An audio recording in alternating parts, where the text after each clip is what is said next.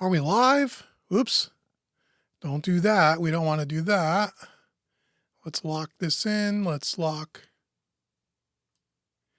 I think we're live. Hey, everybody. Let me just move this kind of over here. See how that kind of looks. Let me check YouTube here and see who shows up, if anybody. Let's see. Let's see who's going to show up today. All right. We have one channel up and running, I think. Excellent live stream connection according to this. Let's see how this all looks. Let's see. We got one. We got two. Let's check our chat room. Let's see if anybody's here. Hey there. Okay. Well, let's see who shows up today on a good old holiday weekend. If anybody. Hey, Martin, how you doing, buddy? Good to see you. Let me know if the audio is okay and if the video is okay, would you please? That would be very helpful. If you could do such a thing, how does it look? How does it sound? Hopefully, it sounds better than it did the last time we tried to do this and the audio was giving us all kinds of problems. But today it looks like YouTube is behaving. So let's see how that sounds. Let me know how it sounds. We'll wait for some people to show up. If anybody's out there today, or are people, hey Ian, what's going on, buddy? I don't know if people are out there today or if everybody is enjoying the last days of summer. Hope you're all doing well. Good audio and good video. For now, knock on wood, Ian, because last time it didn't work out like that. So we're going to have to see how it works out. YouTube last time was having some difficulties. So I was hoping that this time it'll go much smoother. Hope you're all doing well. Happy Labor Day weekend to everybody. Hope you're enjoying the weekend. Hopefully get some extra time off. Maybe get some extra time in your studio to create your music. That would be really cool. I got a bunch of, we're on two channels today too. We're on the Home Recording Made Easy channel and the Mixing Music Analog channel. So I can kind of update everybody on what we're doing as far as new video content and all of that stuff. So hopefully some people will roll in and we'll chat for a bit. And as always, I'm here for you guys if you need me. Let me see what else we got here. Just want to make sure we don't have too much of a delay here on YouTube. So let me know, guys, what have you been doing in your studios? What projects are you working on? Do you have anything cool that you're doing? What are you doing?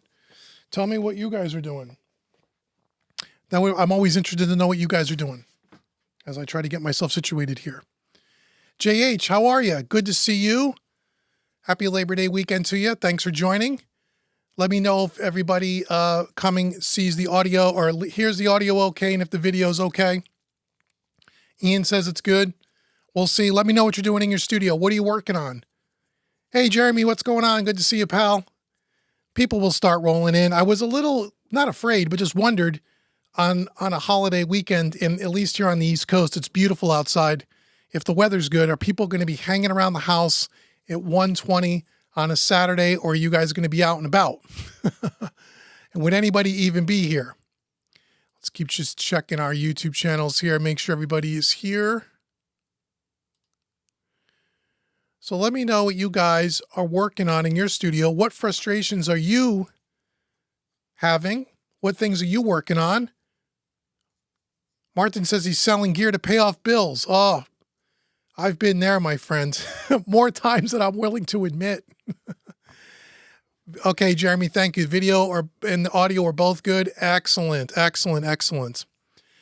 That's great. Yeah, believe me, I've been there more times than I can count as far as selling gear to pay bills. As a matter of fact, I have a few things that are going up for sale probably in the next week or so. Some just stuff hanging around the studio I haven't used in a lot of years. And I'm sure, like a lot of you, I have a storage shelf just, with a bunch of crap on there that I haven't used or didn't like the way it worked or got tired of it or whatever. I'm trying to get rid of some of that stuff too. Ray says, hey, Ray, writing tunes in Studio One. Nice, brother. You're contemplating Studio One. Oh, are you trying Studio One out for the first time, Ray? And you're just getting into it? On Home Recording Made Easy, on that YouTube channel, I have a couple of part 1 and part 2 of a beginner songwriting series that I did on YouTube. If you haven't seen those already, part 3 will be coming in the next couple of weeks. The video's already done, and we're going to continue on with some of that stuff. But are you just trying out Studio One for the first time? And if so, how do you like it? And let me know here in the chat, what DAWs are you guys using? I always assume that most of my followers use Studio One. I did a poll a few years ago, and at that time, the people that, voted in or answered the poll or participated, most people were Studio One users. I'm always curious to know what DAW you guys are using. Let's Groove 22. How you doing, pal? Recorded and mixing a drum solo. Excellent. Good for you, brother. Excellent. Very, very good. Glad to hear it. So yeah, let me know in the chat, what DAWs are you guys using? Okay, we got 7 people here on Mixing Music Analog, and we got about 15 people here on Home Recording Made Easy. Nice. Okay, good. So we'll let people file in. We'll spend a few minutes here, and then I'll get onto my little list of stuff and tell you about the videos that have already been recorded, that are already scheduled for YouTube on both channels, so you know what's coming and what to expect. I'm doing now, 1 video a week on each channel. Every Tuesday is the new video for Mixing Music Analog. Every Friday is the new video for Home Recording Made Easy. Tortilla Man says he's working in Melodin. What's that? Melodyne? Is that what you meant to write? Martin says Cubase and Ableton Live. Cool. I have Cubase Pro 12 and I have Ableton, both great DAWs. Ray says, thank you. I should put your comments on the screen. Why aren't I doing that? Thank you for the Fader Port 16 tutorials. You're very welcome. Hopefully they're helping. I hear through the grapevine, but I don't know how true it is, that there's a new fader port being designed. A new fader port and a new Studio Live. Don't know when that stuff's coming out. Don't know if it's coming out this year, but it would not surprise me if we saw a new fader port coming in the next 12 months. Wouldn't surprise me. Jeremy says, still deciding between Pro Tools and Studio One. Yeah, I was a Pro Tools user for many years. Studio One to me is way more intuitive, a way better DAW than Pro Tools.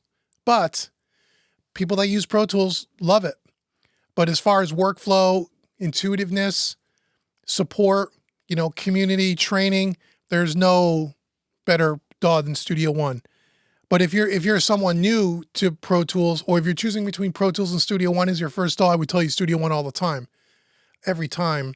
But if you're coming from Pro Tools, sometimes it's hard for people to break because they're so used to Pro Tools. And I was used to Pro Tools for years. I used it for 10 years.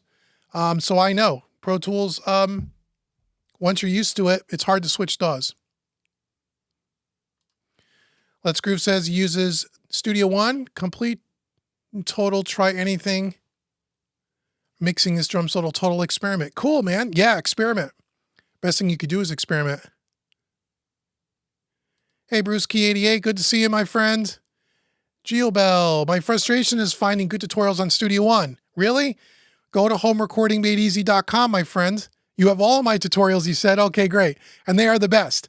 I seem to compare all others to your standards. Thanks for all you do. Okay, great. Yeah, I was going to say, you're having a hard time finding tutorials. I have all the tutorials you need, but you have them all. What other tutorials do you need in Studio One? Tell me what else you need beyond the ones I already have there. John 415, how are you, brother? Says he's in Pro Tools. Great. Ken wants to know, is anybody using Performer? I've never used it. I don't know if anyone else here in the chat is. Brian says he has both. It's so hard to break. It is. I know. It's hard to leave your DAW when you've been using it for so long. But if you're a Studio One user like Geo is here, Geo Bell, and you're looking for more tutorials beyond what I have, tell me what they are. Now, I will tell you there's going to be a tutorial on songwriting and production probably early next year. It's gonna kind of pick up where the Recording in Studio One Made Easy course that I currently have available on the site, where that left off. And we're going to get beyond the very basics, beginners, and move into more, here's how you use it from a songwriting perspective. So some of the things that you're seeing on YouTube at Home Recording Made Easy, those kind of songwriting tutorials or kind of song production videos, it'll be in that kind of style, just so you know. So it's coming. And again, I see someone else says, Mark says he just picked up Studio One. Awesome. So here's what I'm going to do for you guys. I'm going to put in the chat. Oh, and by the way, I'll tell you this now because I love you guys and you're my little fan club here. First of all, I'm going to put a link in the chat. Hold on. For all the Studio One courses here. And I'm going to tell you a secret that nobody's supposed to know until Monday. What do you think it is? Let me put this in the chat first. Hey, Danny. Good to see you, brother. So in the chat room at Mixing Music Analog, you'll see, or I wonder if that's going to go in both chat rooms here on both YouTube channels. I left a link in the chat. Let me just see here. Yep, it's there. Yes, it's there. That is the training course page at Home Recording Made Easy for all the Studio One courses I have available. Here's what I'm going to tell everybody. Starting Monday, actually, you can use it right now if you'd like. Starting Monday, next week, we're going to do our 50% off everything Labor Day sale. You can use, I think it's Labor50 is the coupon code. Let me double check that. I think it is Labor50. If you use that at checkout, it'll take 50% off. You can use that right now. It will work, but the emails don't go out to everybody till Monday. So because you guys are here, I don't want to see you pay full price. Go get 50% off. Labor50, Labor50. Put that in at checkout. It'll take 50% off anything on the website, any training course, including the mixing masterclass and both hybrid mixing courses. Okay. So you can check that out. So if you're someone that's new to Studio One, like Mark says, awesome. And you need some training to get up and get running, Mark, check the link I just put in the chat. Go out to that page. If you're brand new, pick up the beginner's guide. And then there's either recording in Studio One or mixing in Studio One, depending on what you're looking to do first. And you can get them all at 50% off. Okay. So go do that. Labor50. Okay. So there you go. Let me scroll back up here and answer some more questions. Now I'll tell you about all the videos that are coming.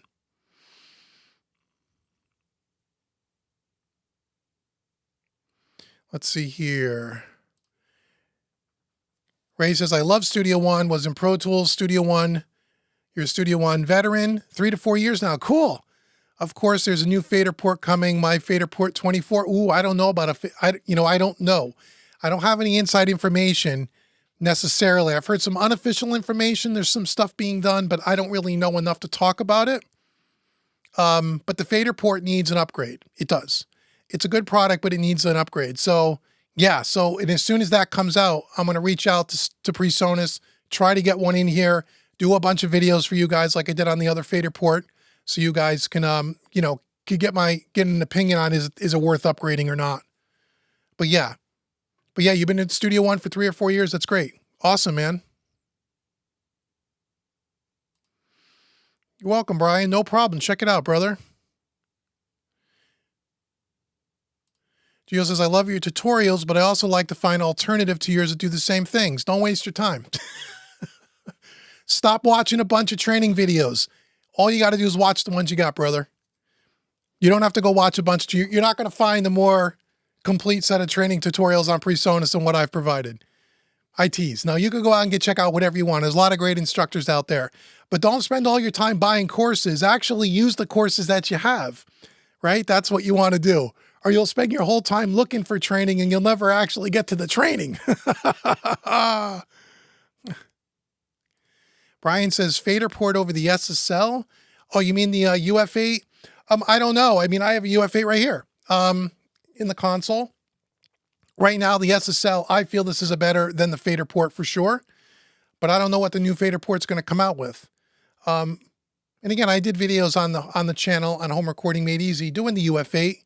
I think out of all the 8-channel DAW controllers I used, this is the one I like the most, but it's also the most expensive, so they all of them are good. They'll all work. It just depends on your workflow, what DAW you use and how it works with that particular DAW, and then what your budget is. But any of them are good. The Behringer X touches were fine. The fader port PreSonus is fine. The Icon QCon Pro X is fine. It really is. This one I tend to like the best, personally. But they all do the same thing. It's just a matter of what you want to spend and what your workflow is like. Audio Sound Doctor. What's up, brother? Have you ever tried Crockel's Reaper? No. Nope. I know people that use it. Love Reaper. I've never used it. When will we get some jazz to mix? That would be great. Well, if, Danny, MME mixingmadeeasy.net, there's a jazz track coming before the end of the year. I've already done it. I forget what month it's in though. There is some jazz. There is some jazz. And if you guys want to do more jazz, we'll do more. Usually at mixingmadeeasy.net, as you know, I do every genre of music, and I normally do 1 or 2 jazz tracks per year.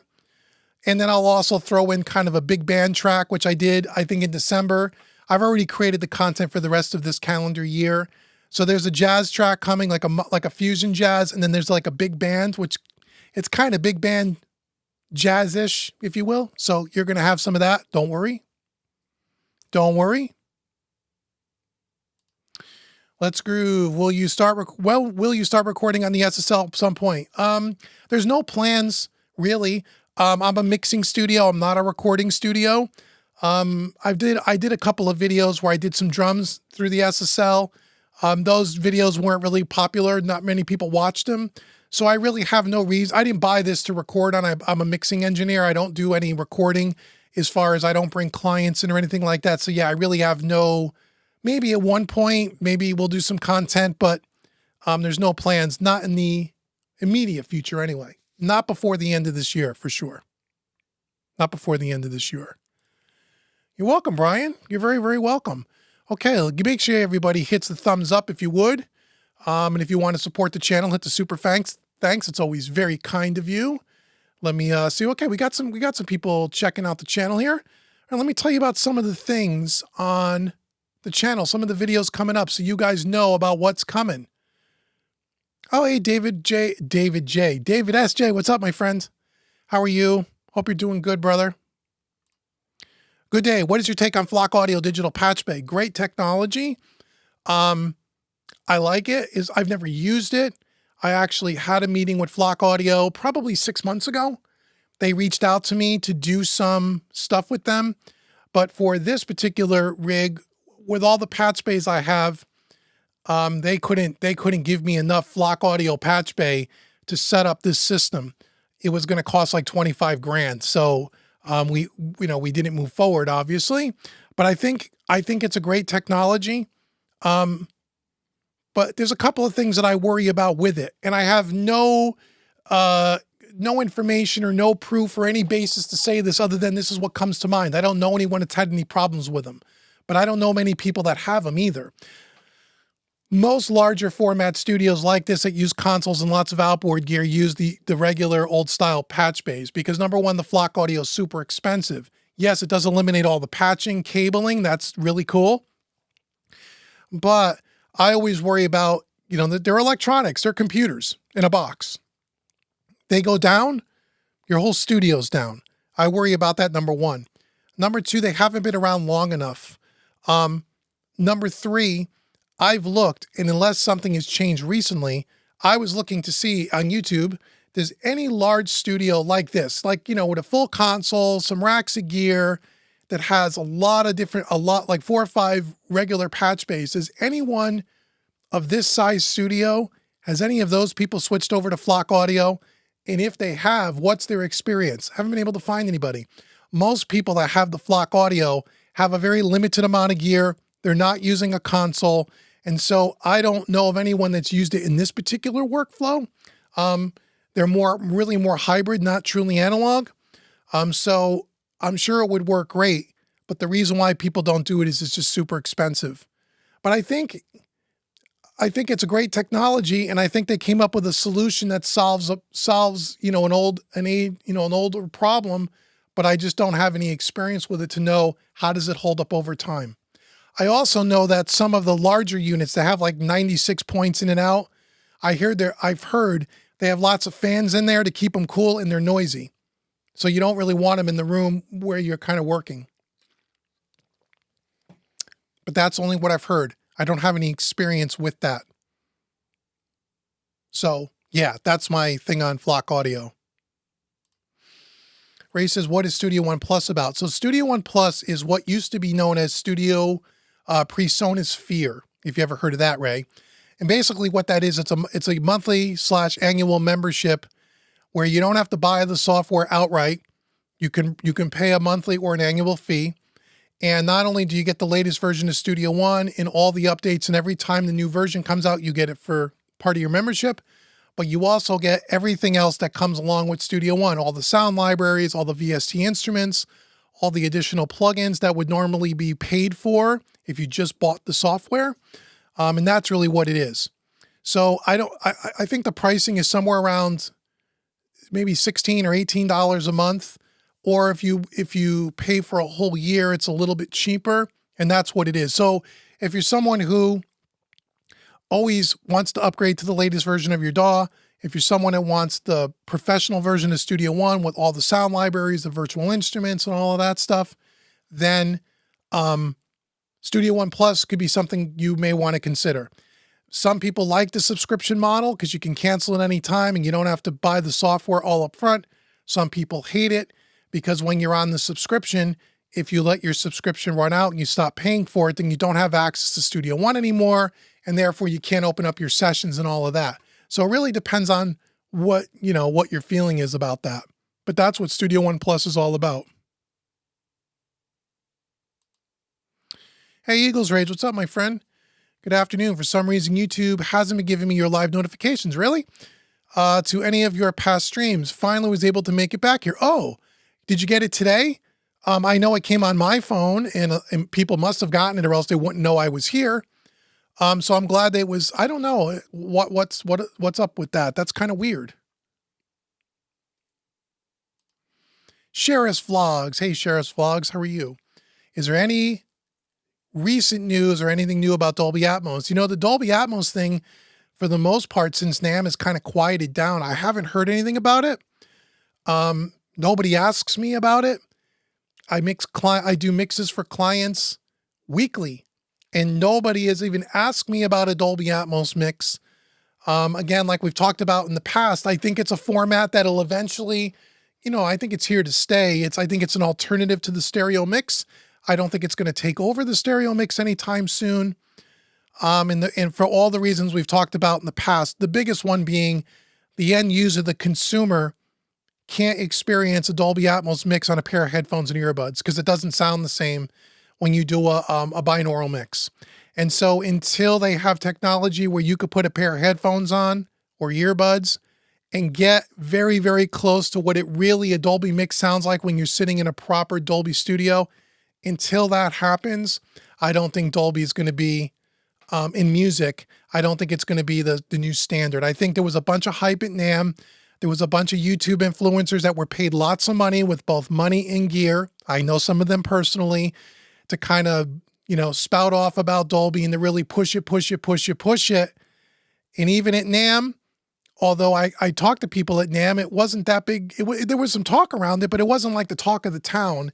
And since that time, there's been several videos on YouTube by different creators talking about the things I just talked about and why Dolby, let's not rush down the Dolby road. So I haven't heard much about it. I haven't heard about it at all since NAMM.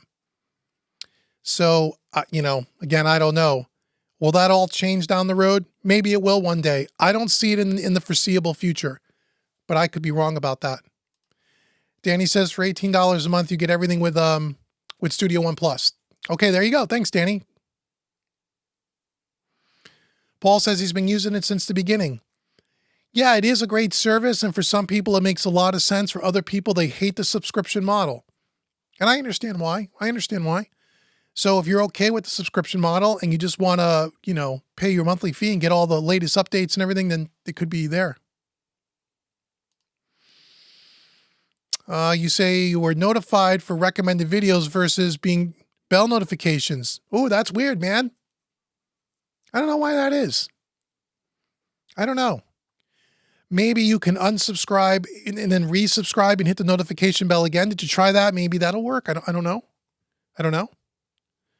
So anyway, I don't know how many people we got floating around here on two YouTube channels, but let me tell you about, for both channels here, some of the new videos that are coming on each channel, because most of the videos all the way through Thanksgiving on both channels are done. They're already scheduled and ready to go live. So I'm out way ahead of this on most times. So let me tell you let me just take a look here. I'm going to tell you which videos are coming so you guys know. So let's see, on home recording made easy. Let me just look here. Let me just look at my list of all the stuff that's coming. Yesterday, I think the Neumann MT48 Part 2 dropped yesterday. If you haven't seen that, go watch that. If you're interested in the Neumann videos, if you're interested in that MT48, it's a great audio interface. That dropped yesterday. You should go check that out for home recording made easy. We also have Part 3 of the songwriting series that's coming next week. Then the week after that, we have Part 3 of the Neumann MT48. There's 3 videos in that. Then towards the end of September, we have the last Part 4 of the UF1 by Solid State Logic. We also then have Part 6 and 7 of Universal Audio Luna. That's all coming up. We'll also have another video or 2 on the songwriting series. That'll be coming up. Then we also have a couple of gear demos. One is for some Sennheiser microphones. We're going to be doing some podcasting mic comparisons at home recording made easy for people that ask me about it. And there's a few other things. So those are all the videos that are coming on home recording made easy. When we get to mixing music analog, there's even more videos. Let me take a look at what we got going there. Let me just take a look at the list. There's a long list there. Mixing music analog. And these are all videos that have already been recorded. They're already done and scheduled. Let me tell you what it is. Let me get there. Hold on.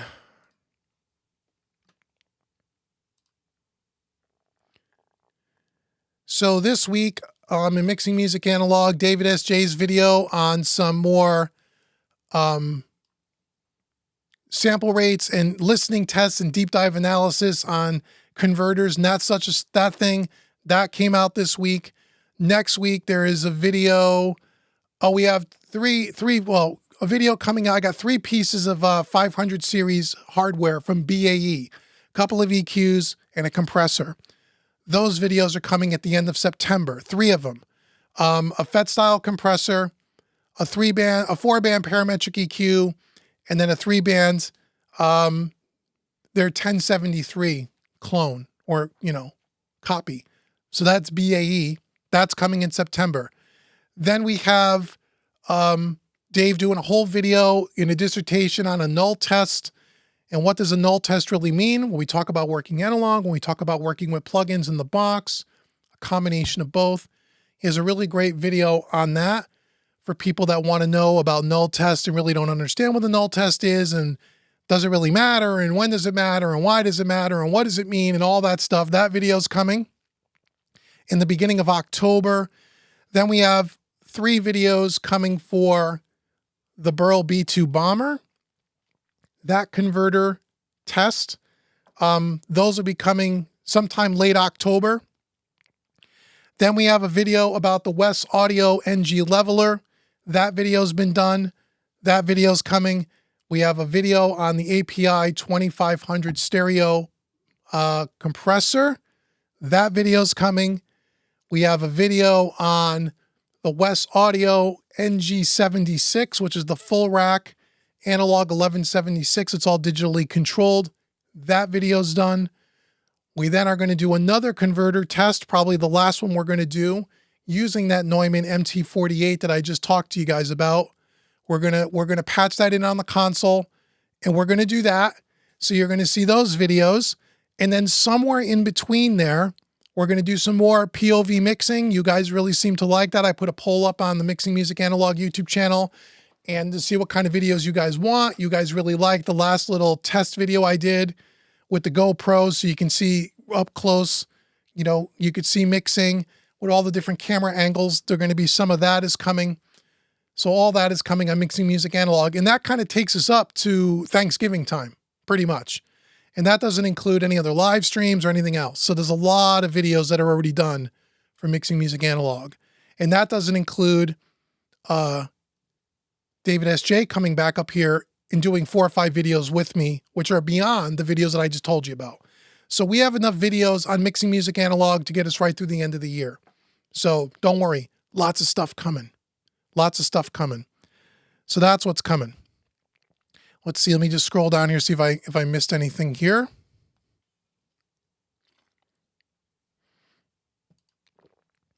Let's Groove said that he knows the studio that had a Dolby Atmos, spent huge amounts of money, no clients can afford it so far. There you go. I think part of what happens in, maybe not so much now, but what happened, like I said, around NAMM's a lot of hype. A lot of people where, you know, again, it's the new shiny thing in the room. Everybody gets excited. The ones that made out the most and the ones that are making out the most on all of this, you know who it is? Speaker manufacturers. They're the ones that are making a killing on all this. People are running out and buying 10, 11, 12, 14 speaker systems.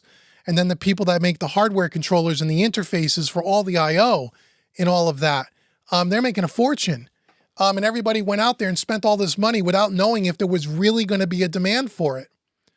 I think when you work at, if you're working as a major record label, you know, and you have, you know, A-list clients, you know, big time Grammy, multi-platinum artists, you know, the Taylor Swifts and the Lady Gagas and those kinds of artists, A-listers, right? Yes, a Dolby mix is important to their overall distribution for their fans to cover all the bases. So the big studios that work with those kinds of clients, they need to be set up for Dolby because it's a requirement.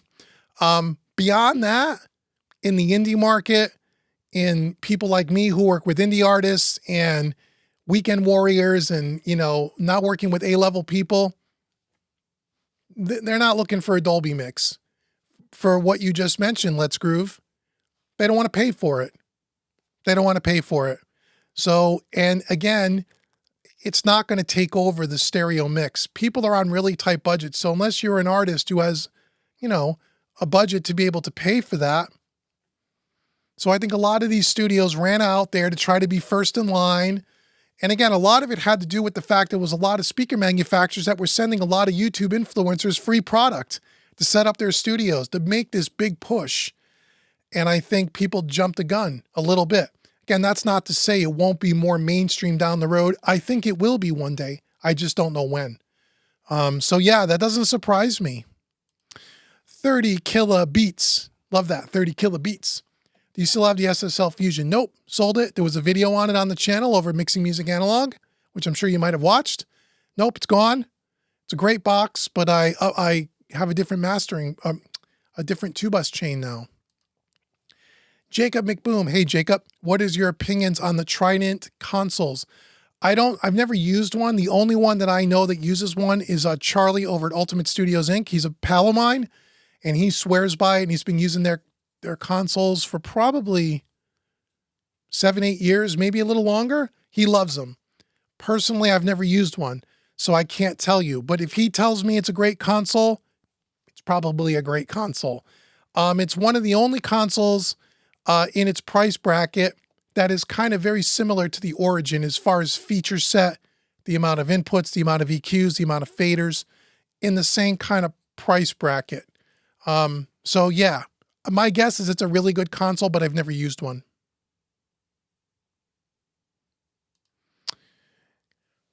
If I'm not mistaken, DistroKid has a box to check if your song was mixed in Dolby Atmos or not. Oh yeah, I don't know. Maybe you might be right. I have no idea. Well, I mean, people at home, you can do a Dolby mix using the binaural. You know, you can do one. Anybody can supply a Dolby file and they could do it in headphones on that binaural mix. I'll just tell you that, and go do the research. I haven't heard a person yet that says a binaural mix sounds like a real Dolby mix. It doesn't. It just doesn't. But you can supply the file if the distribution streaming platform or whoever requires that Dolby file. You can do it. But is it going to sound great? I don't think it does. But yeah, I don't know.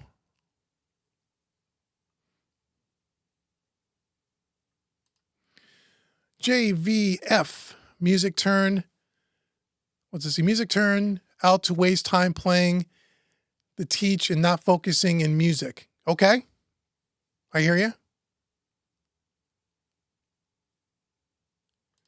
Sheriff says that Dolby added head tracking to their Dolby render. Oh, cool.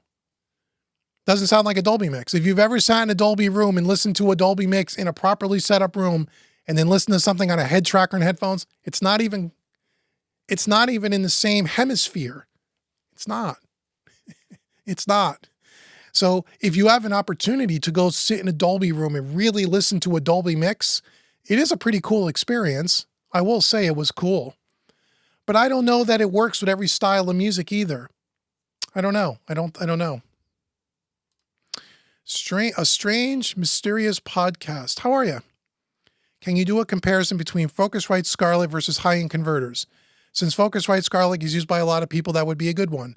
No, we're not going to do one, and we're not going to, no. And the reason why I say that is because we're already doing, again, I don't know what channel you're watching from, Mysterious Podcast, but if you go to Mixing Music Analog, I've done now 4, and we're about to do a 5th converter test against the PreSonus Quantum converters.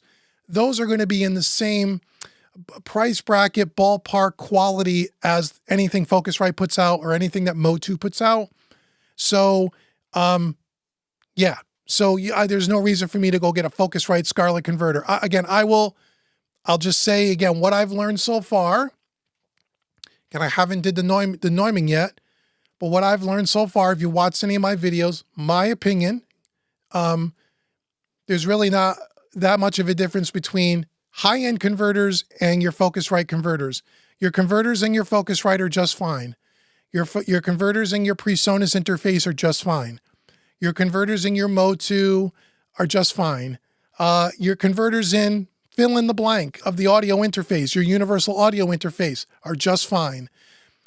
99.99999% of the people that are watching this and listening to my voice, your problem is not your converter.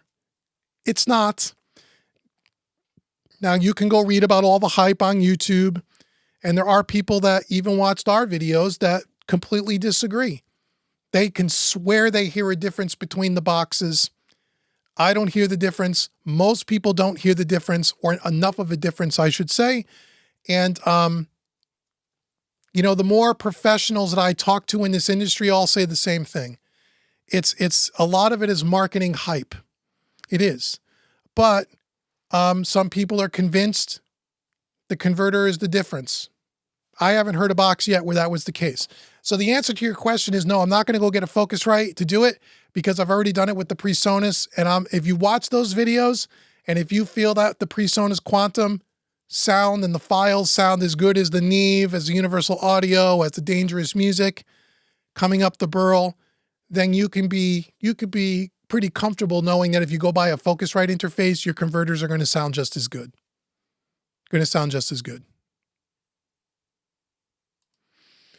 Hey, Nick, how are you? What kind of mixing consoles do you have in front of you? This is an SSL, Solid State Logic Origin. You should go look at Mixing Music Analog, the YouTube channel. We have a whole channel based around this console and this workflow. You must be new here. Welcome, welcome, welcome. Benji the Frick Drummer Benjamin. I love it. I love that name. Hi, I really appreciate your insight. What headphone distribution would you recommend? It's 20 feet to a live room coming from a Focusrite 18i20 USB-C. I've used a couple of different headphone distribution boxes and they all worked fine. I used to use the 6-channel one from PreSonus. I want to say it's called the HP6, maybe. That might be right. That was really good. I've used, what was the other one? Oh, and I even used I think it was an ART one as well. And that was fine as well. They were loud enough for recording, for referencing stuff. They sounded fine to me. They weren't very expensive. That's what I would recommend. I'm sure there's higher quality ones. Again, I think Neve makes one. There's some higher quality ones that you could spend a ton of money on. I just don't know that you need to do that. So those are the ones that I've used, and they were fine. When I was tracking bands back in the day, I used more or less the PreSonus. I want to say it's the HP6. It's a rack-mounted unit with 6 headphone in and outs with all separate mixes.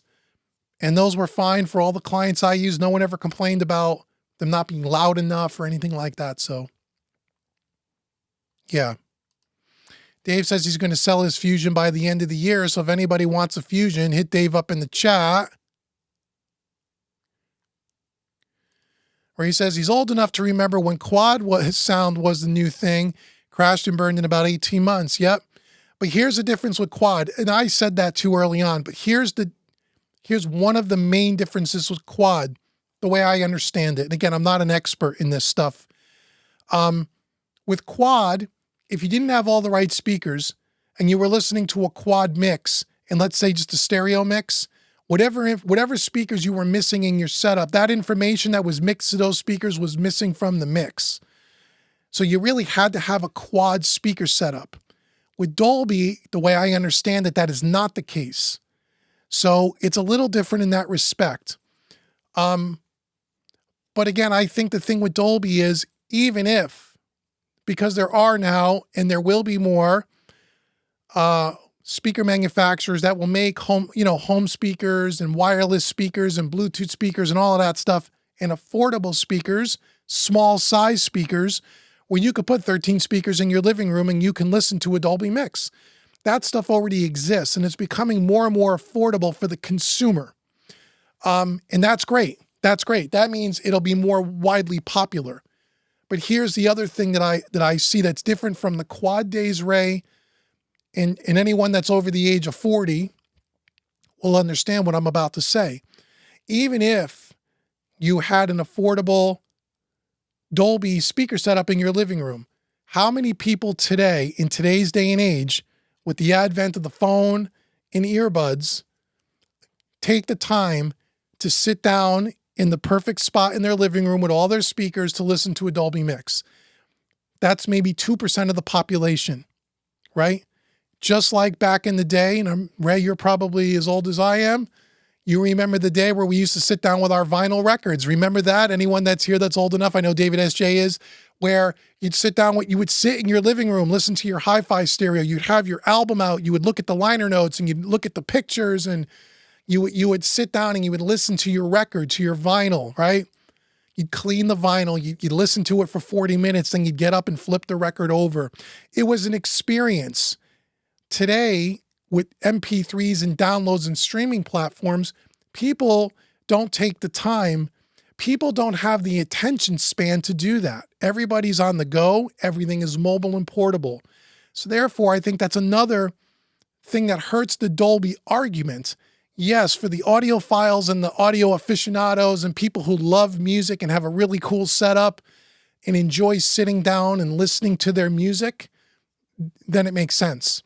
But that's not 95 to 98% of the population. And I don't think it's ever going to go back there the way it was back even in the quad days, right?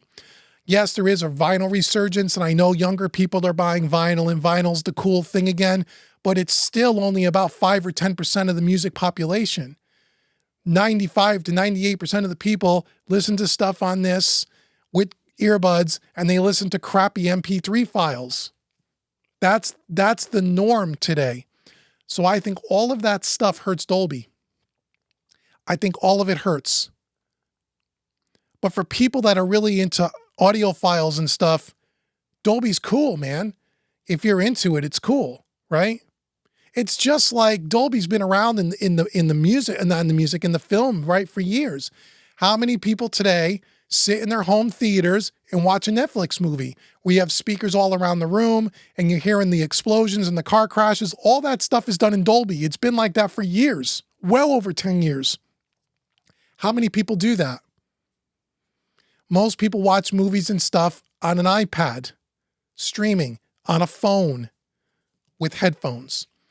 So that's what I think really kills it. But again, it could change.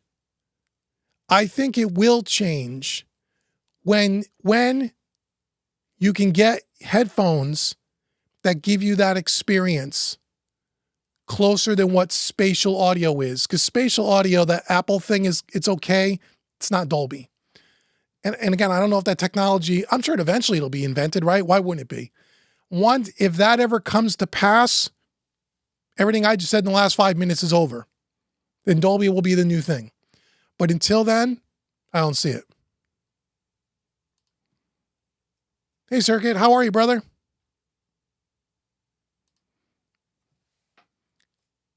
I can't read that name.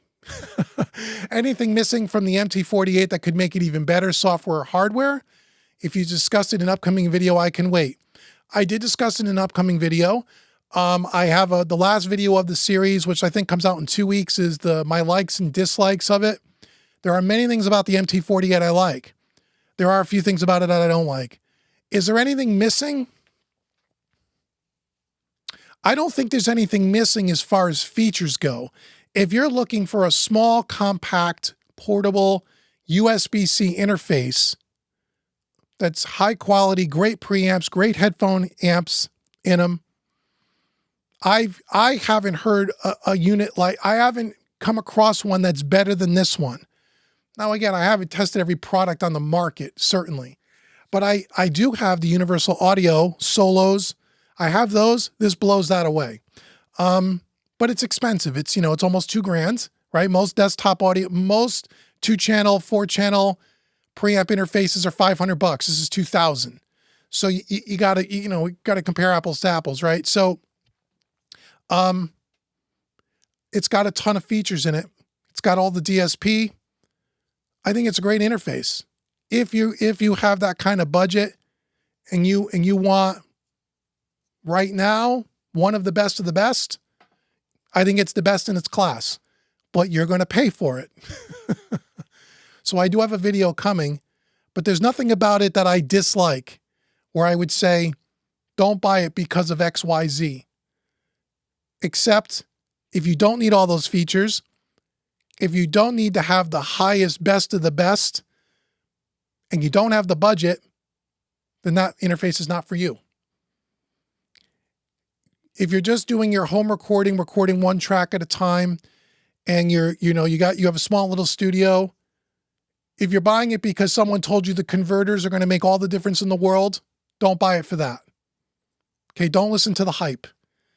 Again, you're not going to hear the difference between those converters and your little home recordings, any different than you're going to hear from a $500 interface. You're just not. Now, the preamps in the MT48 are spectacular, ultra clean, ultra high headroom. Okay? But that's different from the converter. They have very good preamps in them. They have very good high quality headphone amplifiers that are not noisy, that can be really super loud, that can drive any set of headphones. So there are some really good things about it. But most people, at least the people that kind of contact me, ask me if they should buy it because of the converter. And as I said earlier, no, that's not the reason to buy this thing. There's a lot of other great features about it, but don't throw away your interface thinking, I'm going to get this interface and all of a sudden everything is going to be so much better. It's probably not the case, but it's a good interface. Hope that answers your question. Oh, 3 questions. Okay, let me get my water. 3 questions. Thoughts on an Orion 32 as a patch bay? 2, are the BNC word clock cables varied in brand quality? 3, is RME Fireface, I think that's what it is, right, versus Orion 32 Gen superior clock? I don't know. Again, I don't use any of those products, so I don't know. I'm not going to tell you that it is because I've never used them for myself. And on our channels here, especially when I'm mixing music analog, we talk about gear. I'm only opinionated about stuff that I've actually put in the studio and heard with my own 2 ears. I've never used the Orion 32. That's Antelope, I believe, right? I know people that use some Antelope products and like the products, but say horrible, horrible things about the software that you need to use that thing. I've never had one person tell me they thought the software was anything other than extremely frustrating. Now, again, I've never used it, so I don't know that is firsthand. That's just information that I've heard. Are the BNC word clock cables varied in brand quality? I have no idea. My gut tells me probably not.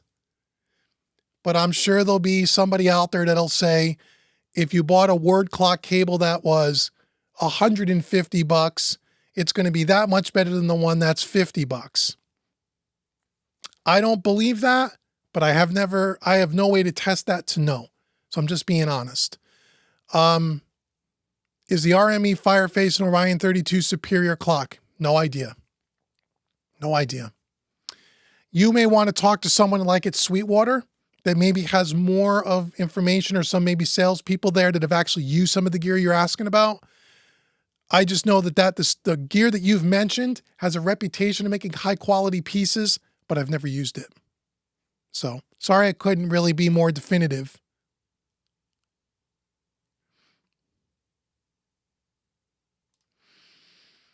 I thought Dolby Atmos was mainly for movie theaters. Well, that's where it's always been, but now it's moving into the audio space.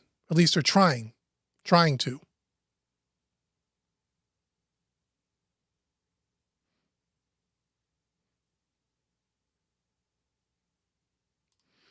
So basically, somewhere out there, there's someone making Dolby Atmos headphones, possibly. It wouldn't surprise me, man.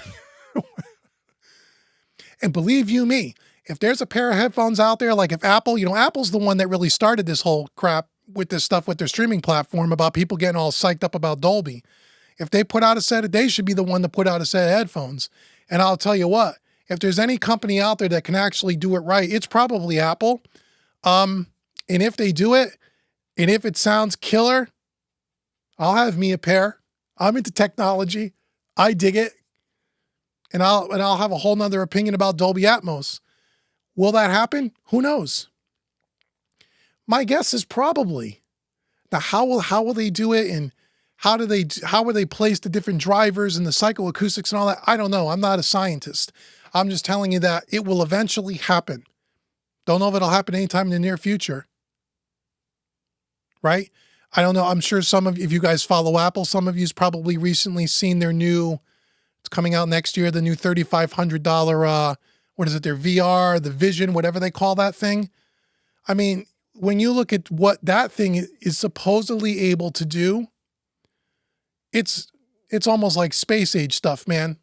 Like, the technology that Apple is on in that respect is like cutting edge. So it wouldn't surprise me if they came out with some set of headphones that gave you that same Dolby sensation. I hope they do. And you're right. It will cost a fortune at first. And then other companies will copy the technology like everything else. And the next thing you know, 10 years from now, you'll be able to buy a pair of Dolby headphones that sound really great for $150. That's what will happen. Let's see. That's what will happen. ML says, Antelope has the best clocking. Okay. RME is known for rock solid drivers. Antelope software is much better now. You have one. Great. Okay. Then see, you got to talk. Here's someone that has one. I don't have one. I've never used it. I only know a couple of people that have talked to me about it, and that's what I've heard. But if the software is better, great. If it's got the best clocking, I don't know how you know what the best clocking is, but if you feel that way or you've done some testing, awesome. Yeah, that's awesome. You would know more than me. Oops. Hey, Vinny, how are you? I remember seeing a video of yours going through the Atmos workflow. There was supposed to be part 2. Did you ever come out? No, it never came out. Because I went to do the video and I was so underwhelmed by it, I didn't do it. I was so underwhelmed. I said, this is all, it was to do the headphone thing. There was no reason to do a video. No reason to do a video. I wasn't impressed, even a little bit. So it didn't come out.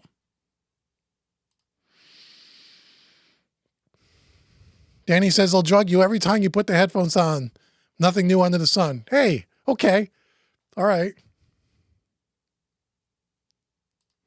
We now have AI mastering software that people are praising.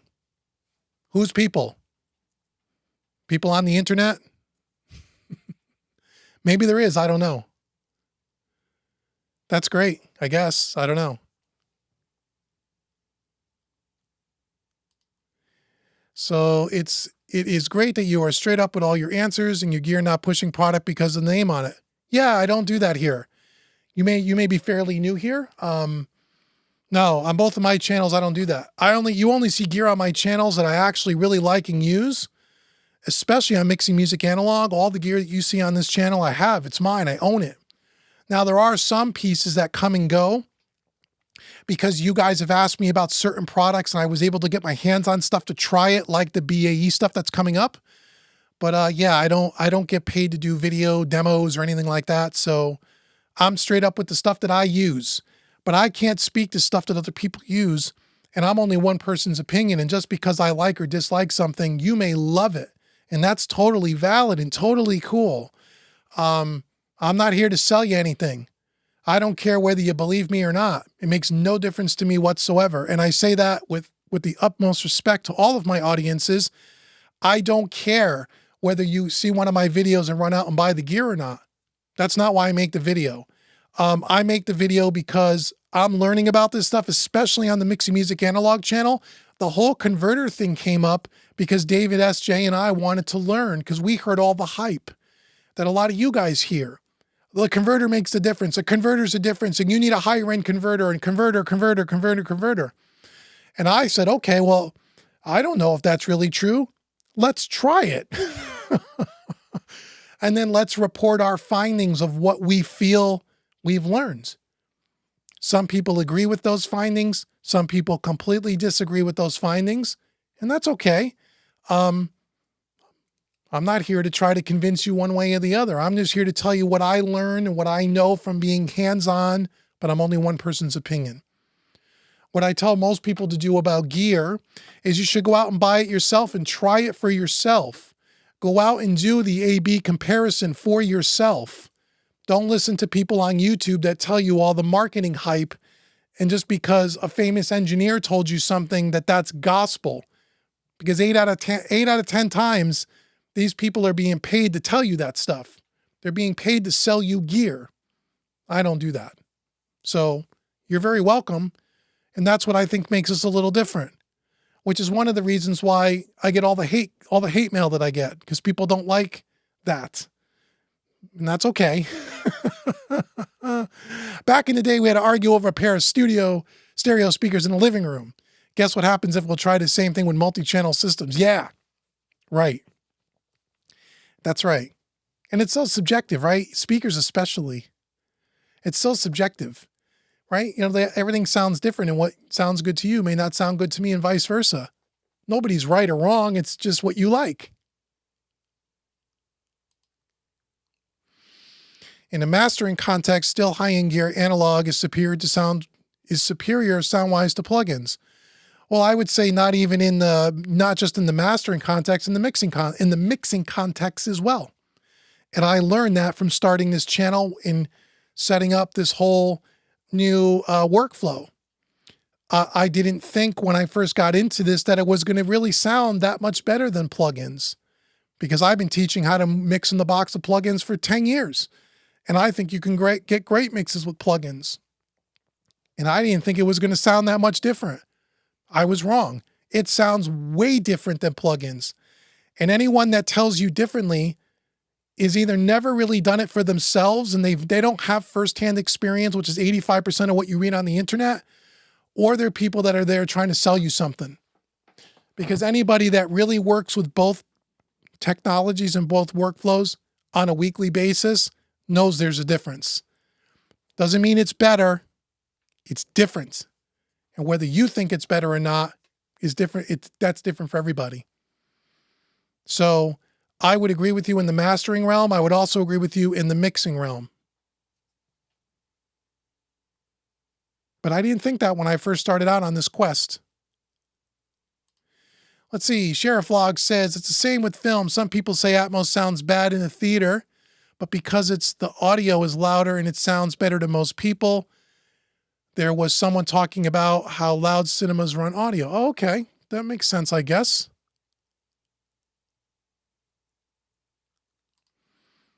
Oops. The real story on converter chips is that they're either made by KVM or ESS, okay? Most of the chips are consumer grade. There are high definition chips that are used in high-end gear like the MT48. Okay, I mean, again, I'm not going to try to convince you, because no matter what I say to you, or anybody, not just you, no matter what I say, no matter who I've said I've talked to and gotten, no matter what I say, it's not going to change your mind. So you're convinced of that. That's okay. That's great. There's nothing wrong with that. There's nothing wrong with that. If that's what you believe, then awesome. Then you should own an MT48 or something similar to that, because that makes the difference for you and your particular rig. If that's what you believe, no problem. I'm not saying that you're wrong. I'm just saying I've yet to heard a converter that was that much different from another converter where I would sell my interface based on the converter. Not yet. Maybe one day I'll be proven wrong, but not yet. Another thing about streaming in 4K Blu-ray disc for Atmos, there are a lot of people complaining about how bad Disney Atmos mixers, and I think that the problem is a lot of big studios are mixing on the lowest common denominator. Bluetooth speakers, soundbar. Yeah, I mean, that's all valid. That's all valid. That's all point taken. I don't know. I don't know. Maybe you're right about that. I don't know. Again, most people are mixing music for the lower quality consumer grade speakers and speaker playback systems, because that's what most people have. Most people don't have real high-end speaker systems.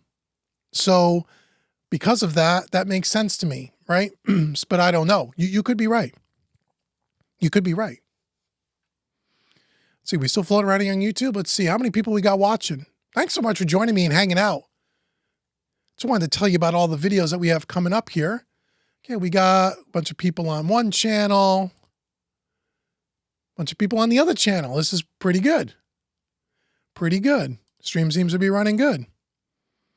Yeah, so one of the other things we have coming up, and this is going to happen at Home Recording Made Easy, but it'll pertain to the people that kind of watch the Mixing Music Analog channel, is I'm developing a new kind of a mixing course challenge contest thing that'll be more open to the public. Currently, the only way you can be part of, being involved in my mixing community is at mixingmadeeasy.net, where you have a membership every month. You get a new multi-track.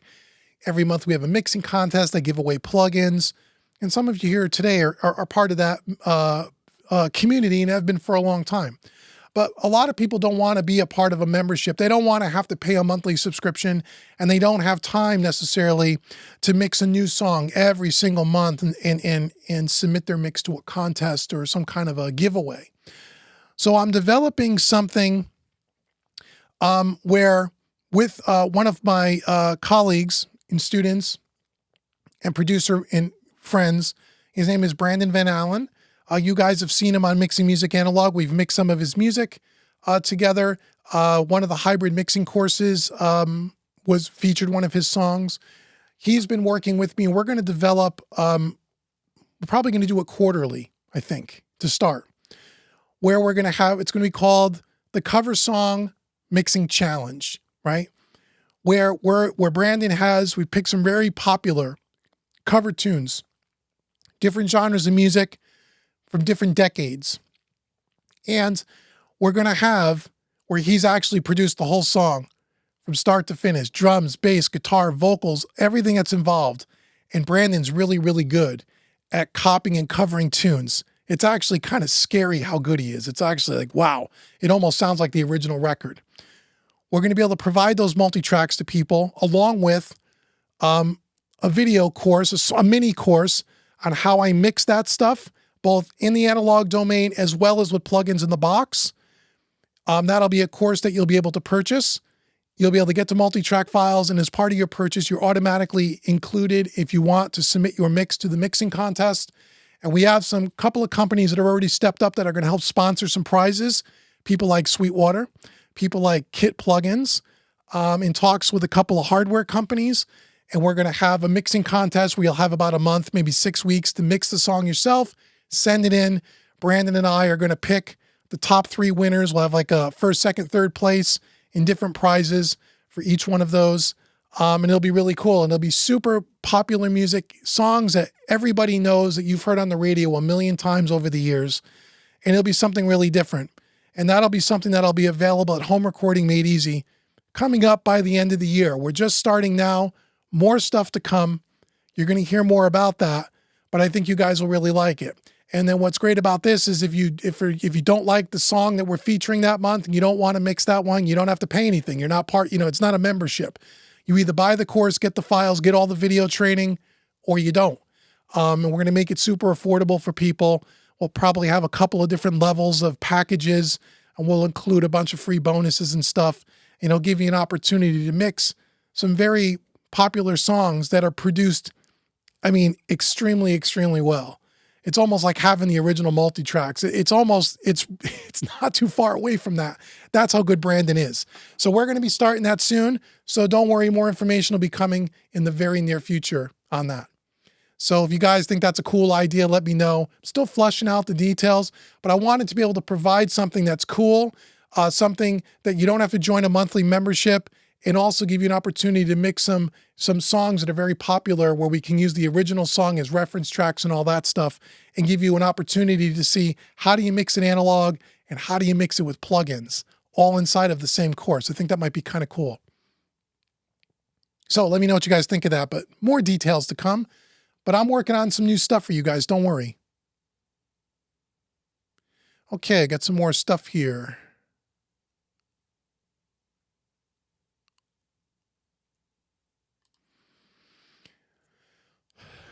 Yeah, I hear you. Would you do shootouts with non-paired discrete converters? No, no, man. I'm done. Like I said, and again, I'm half joking. I'm done with the converter thing. We've done now 5 boxes. I don't have access to a Lynx Aurora. Again, if you've been watching me, you hear me say over and over, the converter doesn't make as much of a difference as people think. I've already done the dangerous music, A to D plus. We've already got the quantums. I'm not going to go out and buy every converter box under the sun. We've done more converter comparisons on this channel than anyone else has on YouTube. And if you know of a channel that's done a more in-depth review or comparison on the ones that we've done, send me the link, because I haven't seen one yet. No one even comes close. I'm not going to go get every single product in the world. So what I would say to people is you should go buy the converter, compare it to the one you have, and if you hear a difference, then you should buy it. So yeah, no, that's just not going to happen. We've done enough converters here. It's not going to happen. Sorry. Hi, Digital Space. Regarding your SSL origin, I'm curious, if you switch off the VHD on the preamp, do you find there's enough difference to still do analog summing without the feature switched on? If you switch off the VHD, you mean the THD, is there enough of a difference? I don't switch off the THD. I use it all the time. It's called the pure drive is what Solid State Logic calls it.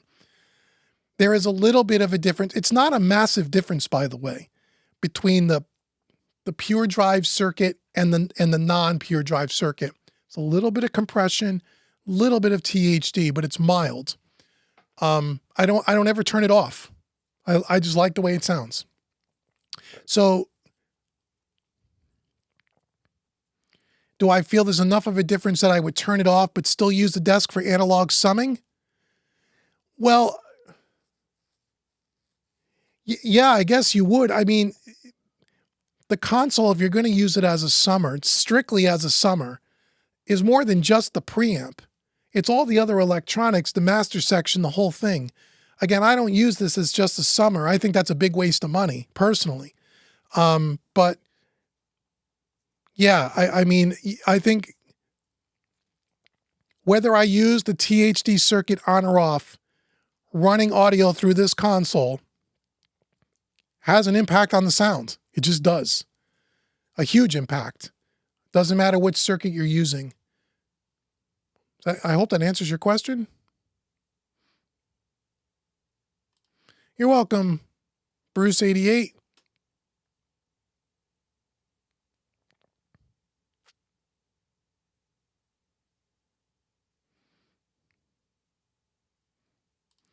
Gio says you would buy that. Oh, you mean the course? Oh, cool. Yeah, it's going to come out. It's coming. It's coming. It's coming. It'll be something cool. And you'll have an opportunity to win prizes too, which is really cool. And if that is successful and enough people like that, then Brandon and I have some other ideas of some other things that we can do for courses that will really help you guys more than just mixing and mastering, but also song production and all that stuff. So we have a bunch of ideas, but we're going to start off with the mixing part of it and see if you guys like it or not. I think you'll like it. I think it should be really cool. It'll be really good training, again, that you're not going to find anywhere else. Hi, Derek. How are you? Hey, Dave. First, I'm going through all the HRME courses. Cool. And they're fantastic. Awesome. Thank you for taking the time to put all that together. Oh, you're welcome. Thank you for buying them. If you don't buy them, I don't make them. So you guys are the ones that I thank all the time. Without you guys, really eating up the content and buying the courses and supporting what I do here, then there's no Uncle Dave making courses for you. So I'm glad that you're finding them fantastic. I'm trying to, really make them so they're really, really effective and that you get an enormous amount of value for what you pay for them. I still say, there is nobody that sells a course at any price point that gives you the amount of content inside of the course that I give you. Nobody. And most people sell their stuff. You can't find anything for less than $100 or $200 or $300. All of my courses at Home Recording Made Easy are $97. And if you're smart and you wait for the sales, you can buy them for $50, like this weekend. I think I said earlier, if you guys are coming in late, starting Monday, but it's really today, you can use the coupon code LABOR50 and get 50% off anything on the website. And that includes the premium courses. So for some of you cats that wanted to buy the mixing hybrid courses when it first came out, but it was a little outside your budget, you can get it 50% off. So go do it today. LABOR50. That's the coupon code. If you're on my email list, you'll start seeing emails on Monday. The sale doesn't really start till Monday, but the coupon code will work right now, so you can go use it. So I'm trying to help you. But thank you, Derek. I appreciate that. So if you need any more training, go get it today. Hey, Ray. I love the fact that I can find one of your courses for any snags when I'm in Studio One. Thumbs up to you. Great, man. And there's going to be some more Studio One stuff coming. The 3 courses that I have are really for beginners, people who just got Studio One for the first time. Maybe they're coming from Pro Tools or from Cubase or Reaper or one of the other DAWs, and or for people who have never recorded in any DAW before. That's what those 3 courses are for. But I realize, and I've been asked many, many, many, many times, can we do like an intermediate kind of stuff now, Dave? We know the beginning stuff. And the answer to that question is yes. There will be a recording course coming up at the beginning of next year that'll pick up where the first one left off. And I'm going to incorporate some of the songwriting tools and the recording stuff to get a little bit more into more the nitty gritty of what Studio One can do. The mixing course may be that as well. So yes, thank you for supporting it. And there are more stuff coming with Studio One. And every time they put out a brand new version, I try to update those courses where it makes sense. So you're getting the latest version of Studio One with training. Hey, Derek, I'm considering DIYing bass traps in my room. Do you have any suggestions on material thicknesses I should use to build them? Yeah, you can use like Corning 703 or rock wool. That's usually the 2 most popular, or mineral wool, the 2 most popular interior of the stuff. How big they should be? Well, bass traps really depends on the side of your room. Anything less than 6 inches in depth it isn't really going to be an effective bass trap. I would say all of my bass traps are at least 6 inches deep. Some of them are 8 or 10 inches deep. The deeper the bass trap will go in, the smaller the room, usually the deeper the bass trap that you need, because the low frequencies don't have as far to travel, and you need that depth to absorb those standing waves. So bass problems, bass nulls, bass inaccuracies usually happen in smaller rooms. The larger the room, the less that becomes an issue. But it also depends on what you have in your room, the dimensions of your room, not just width and length, but also height. What materials do you have? So I would say use Rockwell, or you can use Corning 703 that you could buy right from Home Depot or something like that. But I wouldn't do anything less than 6 inches. And I would make sure that they're in all 4 corners of your room, generally speaking, from floor to ceiling, if at all possible. The deeper, the better, the bass trap. Hey, Chris, doing really well. Thank you so much, brother. Hope you're doing well. You still owe me a set of multi-tracks, buddy. Whenever you get to it, send them to me. I'd like to help you out if I can.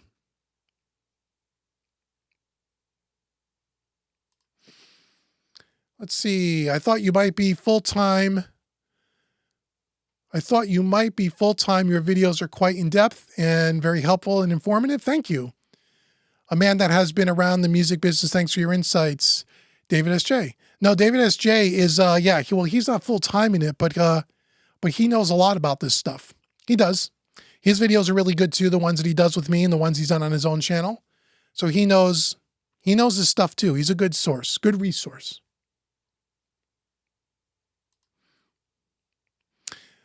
Let's see. I've been seeing a company called Blue Cat Audio and their patchwork software plugin. Is it possible to route analog to patchwork? Don't know. I know of Blue Cat Audio. Actually, David S.J. might know a little bit more about Blue Cat Audio than I do. I'm not familiar with their stuff. But David S.J. might.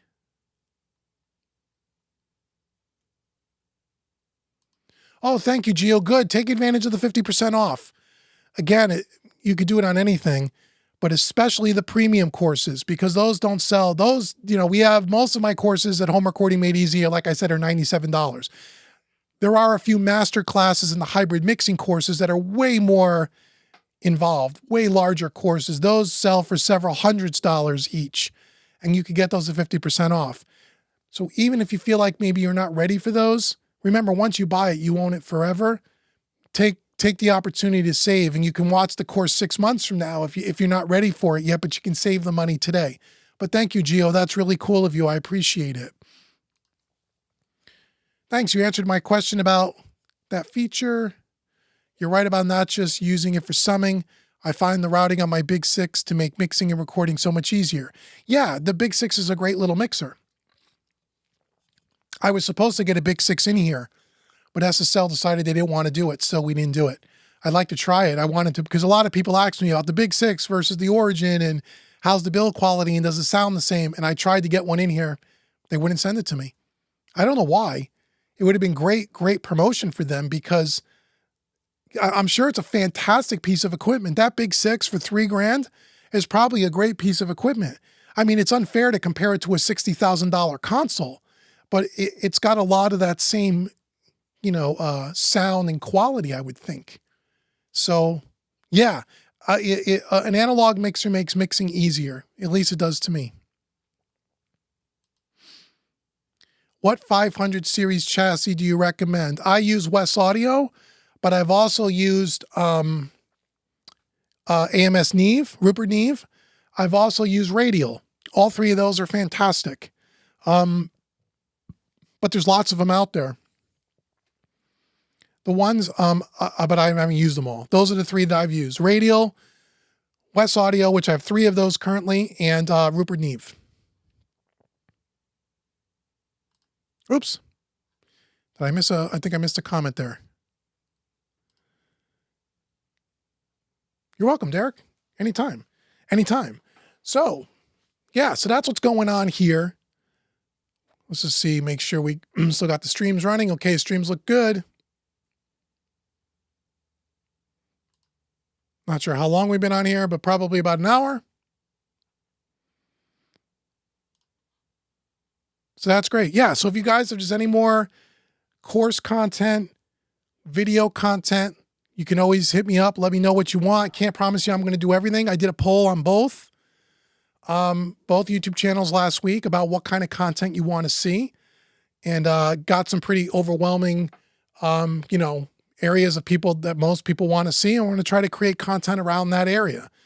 One of the things that most people don't want to see are these live streams. It's got one of the least amount of votes in the polls, which is totally understandable. That's why I don't do very many of them. And when I do them now, I do them on both channels at the same time. And I'll do these about once a month, once every 6 or 8 weeks, just to say hi and hang out and tell you about new things that are coming up. But the live streams are not very popular. That's why I don't do them very often. You guys seem to want, I'm mixing music analog. You guys really want to see the POV mixing. That was overwhelmingly the largest response in the poll.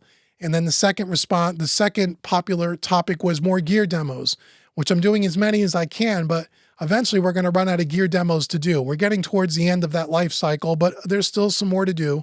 So you'll see some for a while, but eventually we're going to run out of gear demos to do. So I'm trying to come up with new content for mixing music analog. So when we get into 2024, I got something to give you guys. So the POV mixing might be really cool. That might be really cool. They really give you guys an insight of, what I'm doing and when I'm mixing, and give you more mixing training, because that's what you guys say you want. So we'll try doing some of those videos. And if you guys like them, I'll continue to make them. And if you don't like them, I'll stop making them. It's really that simple. And home recording made easy. Most people wanted to see, which really surprised me. I thought it would be the songwriting and production. That was the second most popular thing. Most people wanted to see mixing demonstration with plugins, which is really strange because I've done so many of those videos. And those are usually not the most popular videos that I have. But I'll go back and I'll start doing some more mixing demonstrations with plugins. Where possible, there's a couple of new plugins that just came out that I'm going to put on Home Recording Made Easy soon. And we'll do some more stuff there. And then the second one was the songwriting production stuff, which again, like I said, we're going to do. So we're going to continue to do those things and try to do stuff you guys want to see. Chris says the Big 6 is great for tracking. I use it to sum my mics on guitar amps, and the EQ and compression are great. Great. It's a great little mixer, man. I wish I could have got one in here. I was really psyched when I was told I was going to be able to get one and an SSL pulled out. But I've had a hard time with SSL when it comes to that. I mean, they're great people. I love their stuff. Nothing about their products, but I've tried to work with them even through Sweetwater. Because I really do like their stuff. They're just not open to it, which is strange to me, but okay. And I'm not going to go spend $3,000 on a mixer just to do a YouTube video. But if they want to send it to me and give it to me for a few months, I would do a lot of great videos with it. Because I think if you can't do something like this, that's a great alternative for someone who's working mostly in the box, but wants a little analog flavor, wants that SSL pedigree, but can't spend 50 or 60,000. But maybe they can spend less than 5,000. That's a great mixer to do that. But sorry, I wish I could do it for you. Hey, Tony. Bought many of Dave's courses. They are truly great. Thank you so much. Regards, Tony. Thank you, Tony. I know you've bought a lot of my stuff, and I thank you so much. I really do. Those are the best kind of comments that I get. And I get emails like that all the time from people. A lot of times people just write in just to say thank you. They don't even have a question. That means so much to me. It means I know that the stuff I'm creating is helping. And the reason why I do this stuff is because I like to help people. I'm not on here to making money. Believe me, I don't make any money on YouTube. I make nothing. For the amount of time that I have to put into these channels, for the amount of money that I make, it's actually quite embarrassing. Because I don't have a big enough following, but I enjoy it because I know it helps people.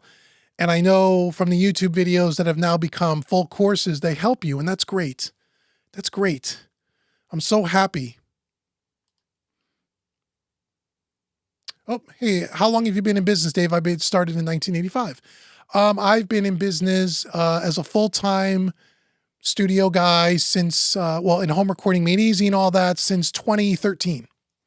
So I don't know how many years that is. Prior to that, I worked in the industry, just not for myself. So by myself since 2013. So it's been 10 years. 10 years. Feels like it was just yesterday. Chris says, live streams are great. They're really cool for some of us who are not surrounded by other engineers.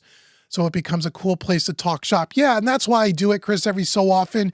But it's not the most popular stuff. And I understand why, because we're just talking about shop, like you said, and some people aren't interested in that. Usually live streams are a couple hours long. People don't want to sit through a couple hours of anything. I can't even get them to watch a 30-minute YouTube video. And so it's for a very select amount of people. And that's why I'll continue to do it, but I won't do it more frequently than what I do it now because people don't really want to see it. And it takes a lot of time. But I do like coming on here about every 4 to 6 weeks just to hang out with you guys because I enjoy it too. Again, for me, it's fun. If it's not fun, I'm not doing it. And when people ask questions, if I can help them, or, give them an opinion if they're looking for some new plugins or software or gear or whatever, I'm happy to try to help. Because that's, I enjoy helping people. Oh, I haven't tried the new Avalon 747 plugin. I haven't tried it.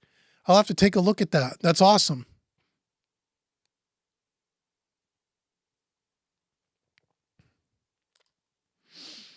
Sounds like they are terrified of potential product criticisms.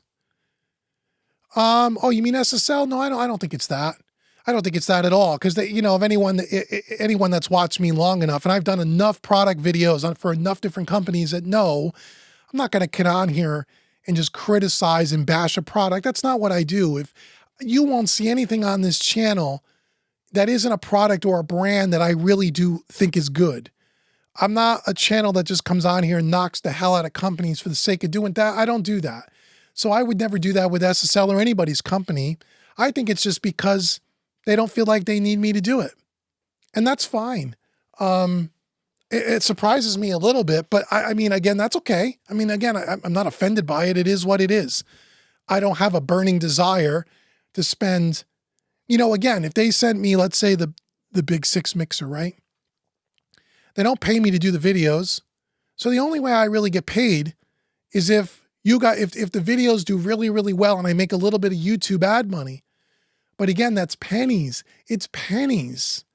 I'm not like Produce Like a Pro or Big Spus TV or Colt Caparoon or Andrew Masters or all these guys that have huge YouTube channels that I'm sure, based on the popularity of their channels, the amount of subscribers and views their videos get, I know they're making well over 6 figures just in ad money every year.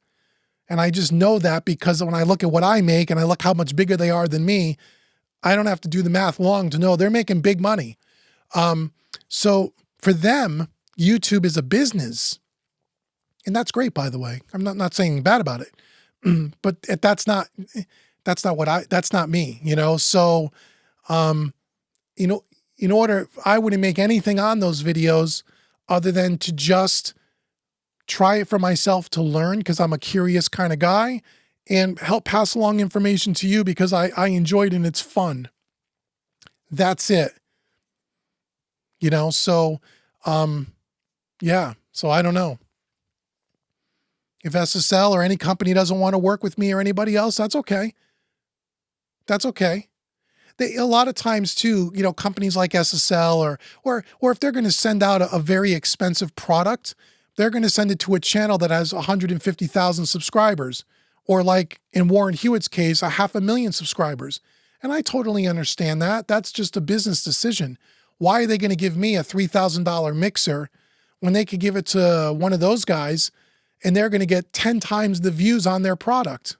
Just makes sense, right? I totally aware and understand that. I'm not a channel that's large enough that I don't have that kind of clout. And I probably never will, because my channels they're not the same. They're different than what those guys do. And so I see why SSL wouldn't want to send me an expensive mixer. I get it. But other companies do. PreSonus sent me a Studio Live. That costs more than the Big 6. to do videos for them. They thought it was of value. I know I've sold several studio lives with my videos. I know because they've told me. So for them, it was a good business decision. If I did a bunch of videos with the Big Six, would some of you go out and buy it? I know you would. If I told you it was a good product, and I would only do the video if I really thought it was a good product, and my guess is it is. I would be shocked if it wasn't. And if I did 4 or 5 videos on the Big Six, we would sell a bunch of them. And it would pay for that mixer that they sent me all day long. But maybe they have a limited amount of people they can send their stuff out to, and I'm not a big enough fish in the pond, I think. And again, that's okay. That's okay. No problem. I still love solid state logic. I love the Origin. Even though a lot of people tell me I'm an idiot for buying this thing, I'm the only guy on YouTube even talking about this console. The only one. Every now and again, you'll see Chris Lord Algae talk about it because he's paid by SSL to do it. And I love Chris Lord Algae. He's one of my heroes. He's been an SSL guy when I was in diapers. So but go find me another channel that has put the amount of content out about this console than me. Nobody. So you would think that, again, if I was SSL, I'd be saying, wait a minute. He has a built-in audience of people that like this console. No one else is talking about our product. But whatever. It's okay. Anyhow, I don't think it's just you with SSL. Warren Hewitt said he wanted to get SSL 6 and nothing ever happened. SSL probably just wants their reps like CLA to do it. Yeah, I mean, it makes sense. It makes total sense. That's okay. That's okay.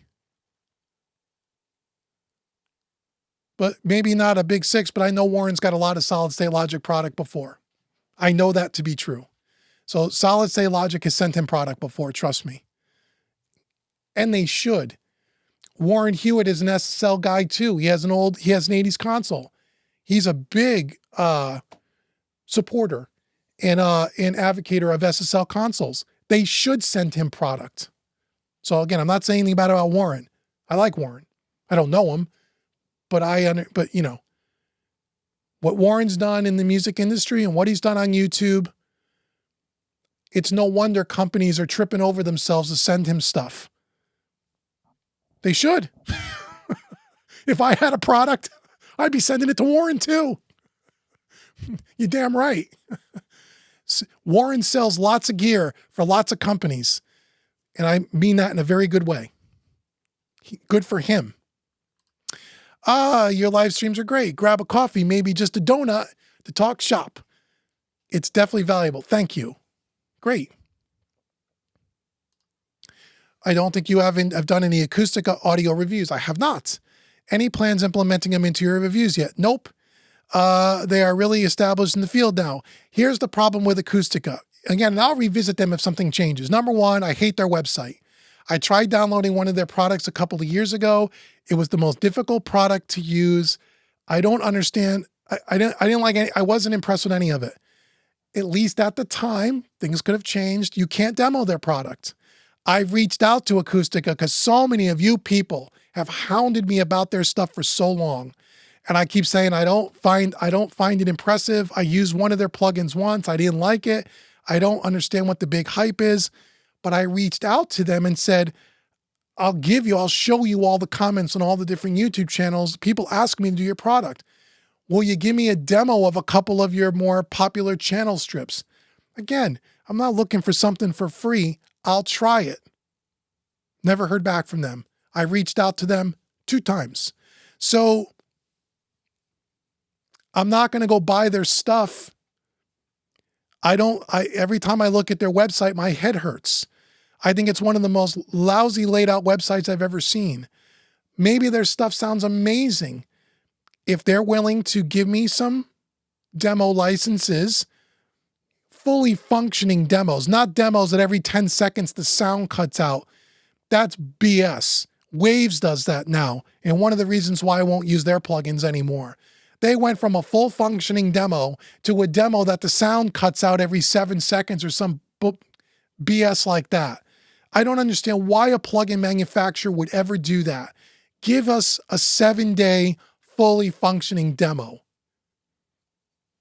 if they're willing to do that, I would check out their stuff because enough of you have asked me about it. But, and maybe I'm wrong and maybe I'll be blown away by their stuff. But the stuff that I have tried didn't impress me at all. But that was a long time ago.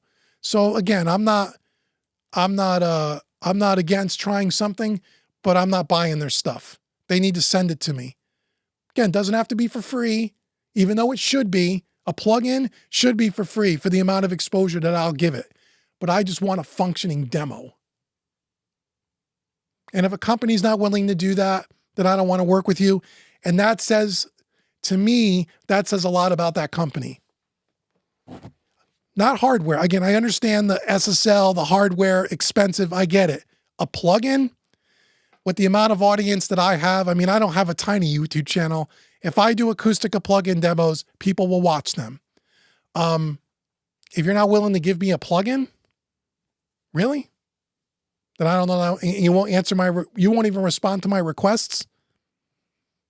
That's all I really need to know about that company. Okay. By the way, CLA built a new room around the Origin. I know. And they're using it for they are using many of the same outboard gear like the Blueies. They have a video out on the room. Yeah, that video's been out a while. Unless they've done a new video, an update video, but that video's been out a while. Yeah, they have an Origin. Yeah, so does Blackbird. Blackbird's got one too. Blackbird Studios. It's a good console. For the money, you can't beat it. For the money and the feature set, you can't beat it. There is no other console on the market that does what this console does at the same price. Well, there's a couple that are close. The Trident is one in Audience, but Audience isn't an SSL. And that's nothing against Audience.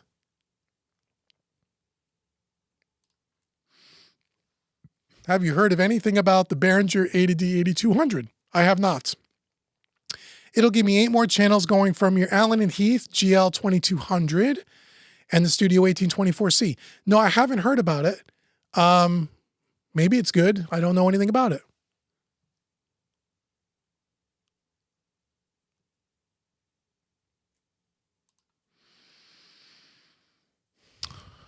Omer, hey, how are you? UAD API Vision or Lindell 50. For more depth, I've used them both. To me, they were both pretty equal. For more depth, when the way you're asking, go demo them, because I don't. Is one going to have more depth than another? Not really. The API Vision's a great channel strip. The Lindell 50 is good as well. Trying to think off the top. I didn't put them side by side. I just remember them both sounding good. But I don't know which one's going to have more depth than the other. You'd have to go demo them. Because I'd have to put them side by side and listen. My guess is they're probably very similar in that respect, if I had to guess. Hey, Kaiser. Hope you're doing well. So what else? Okay, make sure, again, you guys, if you want to take advantage of the sale that's coming up next week, go there now. I'll put the link in the chat. You can go to Home Recording Made Easy. Let me just minimize my thing here. Or maybe David SJ could do that for me. Put Home Recording Made Easy in there, Dave, on both channels if you would. So go use the coupon code LABOR50, and that will take 50% off anything on the website, including the Mixing Masterclass and the 2 hybrid mixing courses. Go check those out. You'll like those, trust me. So what other questions do we have? Do we have any other questions, or should I get out of here? I don't even know how long I've been on here. Probably about an hour and a half, right? Make sure you hit the like, share, and subscribe button. Hit the thumbs up. And again, if either one of my channels helps you in any way, there's 2 ways you can help. Because people ask me a lot, how can we support you? Watch the videos, comment, that's great. You can, again, try out one of my training courses if you haven't. That's one way. You can use super thanks on these live streams. That's another way. There's even on my homepage at a Home Recording Made Easy, a donate button if you want to give me a tip. Every little bit helps. It allows me to come on here and do this stuff. really at no charge. All the stuff I do for YouTube is free, right? Again, this is not a money-making venture, YouTube, for me. I do this purely out of the passion and the love for it. I'm not a YouTube influencer where I'm making tons of money. I wish. I'm not. So anything that you guys can do to support me allows me to keep doing these things on YouTube and to give away all this content. I give away a lot more content than I charge for, way more content than I charge for. Some people tell me I'm crazy. I give away so much stuff for nothing because I like it. I have fun. And like I said, if you're coming a little later, if you came in a little late, the cover song mixing challenge, I think that's what I'm going to call it, with myself and Brandon Van Allen is coming soon. You're going to like that. I think it's going to be really, really cool. The few songs that I've heard him do already, he sent me back his rough cuts of them. Man, they almost sound like the original songs. He's such a good producer, singer, songwriter, and instrumentalist. And so what we're going to do is some of these songs are from the 80s, from the 90s. We're going to do all different decades. Well, we're starting with, because the majority of the people that watch me on both of our channels, my demographic is 35 to 65, right? So you guys, most of it sits in that 45 to 50-year-old range. So you guys grew up on 70s, 80s, 90s music. So we picked some really popular hits from that time. And we try to stay true to the original from the recording and the production and the song arrangement standpoint. But then what we're going to do from the mixing standpoint is we're going to give them a more modern sound, bring them up to kind of today. Maybe not sound so vintage from the mix standpoint. We're going to try to give it a more modern flair. I'm going to show you how we're going to do that, both with hardware and with plugins. It'll be a lot of fun. And you guys will be able to get the course, get the videos, get all the files, the audio files, and you'll be able to enter the mixing challenge, no extra cost as part of your purchase. You're automatically entered. And like I said, I got a few companies that have already stepped up with some sponsorship to give away some prizes. It's going to be cool. I think you guys are going to like it. At least I'm going to try it and we'll see. And if you guys like it, we'll do more of them in the future. And it'll give you guys another way to get some training, and have some fun and have an opportunity to win some stuff too, which is cool. What is your vocal chain hardware you use while mixing vocals? Well, it could be one of a million. It could be one of several different things, depending on the track, female, male, style of music. But a lot of times it's going to come through the SSL, obviously. More times than not, it's going to go through a Pultec EQ. It can either go through a FET style compressor like an 1176, or it could go through an LA2A. Sometimes it'll go from an 1176 into an LA2A. Sometimes. So that's pretty typical. Sometimes female vocals, especially more ballad stuff, I'll use the Audioscape V-Comp as a compressor, which is a stay level. That's a Varimu. But more times than not, it's going to go Pultec into an 1176, usually. And depending on the track, because I have 5 1176s. So all different revs. So it depends on the vocal. Focusrite 4th generation interfaces are now on the market. Oh, that's cool. What are your thoughts? I don't know anything about it. I'm sure they're great. Focusrite makes good stuff. So I would be surprised if it wasn't any good, to be honest. I don't use their stuff, but I know people that do that love it, and they make good stuff. So I'd be shocked if their stuff wasn't any good. I'm sure it's really good. But I don't know if they have anything new or if it's just upgrades to the line that they already have that I'm just not familiar with. So any other questions? Anything else? What else do I got to tell you? Anything else? Oh, yeah. Well, I think I told you guys earlier, on Mixing Music Analog, people have asked me about when the NG level, I'm pointing to this, but this works with the NG leveler by West Audio. The automation, I already did the full video. It's killer. With this UF8, now we have automation that's recallable as part of this workflow. That's a killer box. If you're looking for post-processing recallable automation when you're using an analog mixer, that NG leveler by West Audio, something you want to check out.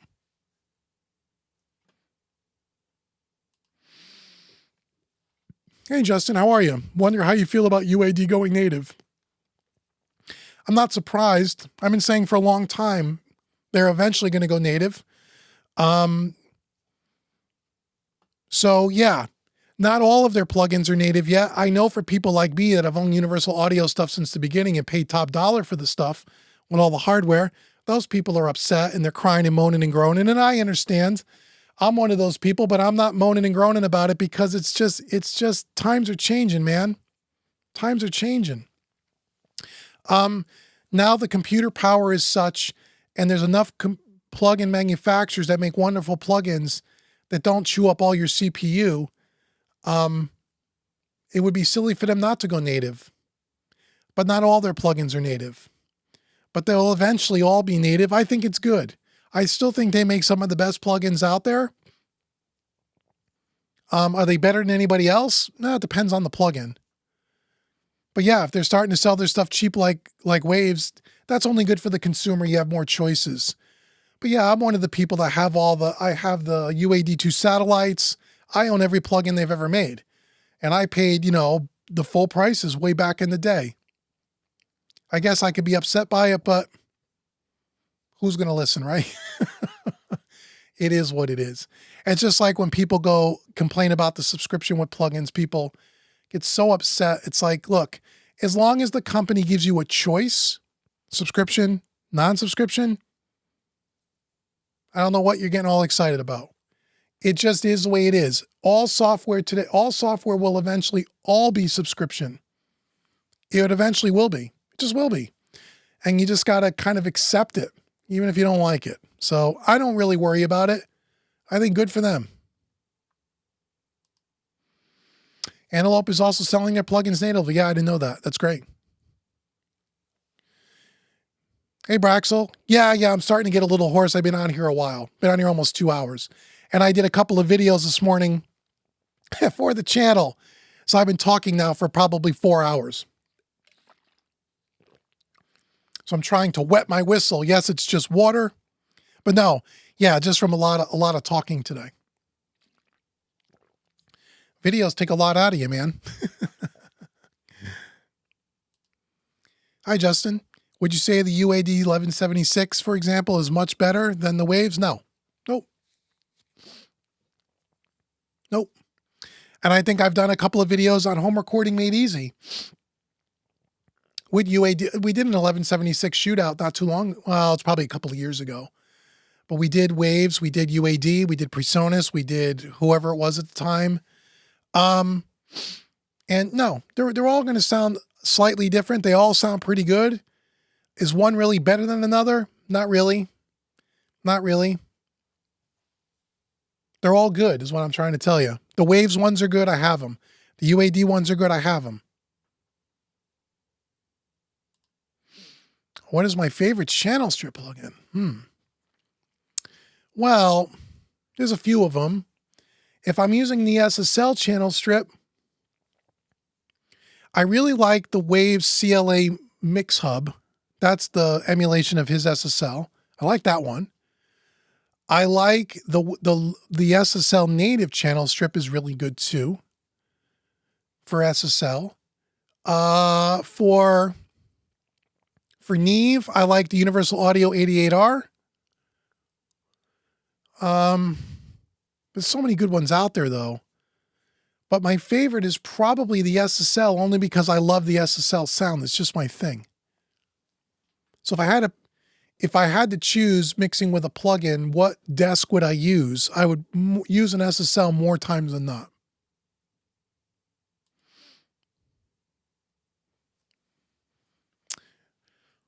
The thought of a plugin trying to emulate a piece of hardware is still something I find weird and unappealing.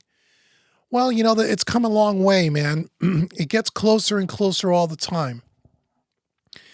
From someone who works with both, and if you watch both of my YouTube channels, you know that we've compared both, especially on Mixing Music Analog. We've done several plug-in to hardware shootouts We have yet to find a situation where the plugin sounded better than the hardware, especially compressors. EQs, it's a little bit closer. Plugins are great. Again, I always say that plugins are great. I mean, if you're a Home Recording Made Easy follower, subscriber, whatever, you know I know plugins are great. They don't sound like hardware. Some of them sound close, but they don't sound exactly the same. I prefer the hardware much better, but it's just different. It's not better. I just like it better. Some people, especially people that come from the analog world, going to all plugins is more of an adjustment for them because it doesn't sound the same. Now, can you get close with it? Can you get something that has that sort of sound? Yes, if you know how to use the plugins. That's the other big thing that a lot of people don't understand, which is why I created an entire course on it at Home Recording Made Easy called Mixing with Analog Style Plugins Made Easy. That's the name of the course, Mixing with Analog Style Plugins Made Easy. Is I teach you how to use those plugins in a way that emulates the workflow. It's not like using a stock plugin. I can't tell you how many students buy all these third-party plugins and they have no understanding on really how to use them. That course will help you with that. So it gets you in the ballpark, but it doesn't sound the same. It just doesn't. Now, sometimes you'll find a singular, like an EQ plugin and an EQ piece of hardware, one-to-one. If you were just comparing that one piece to that one plugin, they're in the ballpark. But when you talk about an entire mix with 32 channels of hardware, preamps, and EQs, I don't know how many channels, dozens of channels of hardware compressors and saturators and harmonic boxes and all of that. When you're talking about across an entire mix, that's where the hardware really stands out. One-to-one on a single channel, not as much, right? So if you listen to someone compare a snare drum and they're soloing up the snare drum and we're going to listen to a hardware and a plugin, that gap's a little bit closer. But when you take that compound effect across an entire mix, there's no comparison, in my opinion. Some people would absolutely disagree with everything I just said, and that's okay. I'm just telling you that's my opinion. Yes, Braxel, number 3 comes out next week, I think. It's already done. And I'm going to start on part 4 and 5, I think, this week. I do not own any 12-bit samplers. Love the SA78. Use it. The few mixes I've done since I've had it, used it on all of them. Sound great. It's a great compressor. What is my Desert Island mic and mic pre for tracking vocals? I really don't track vocals these days, but if I were to, probably a Neumann, probably a U87 or a Telefunken 251, and mic pre.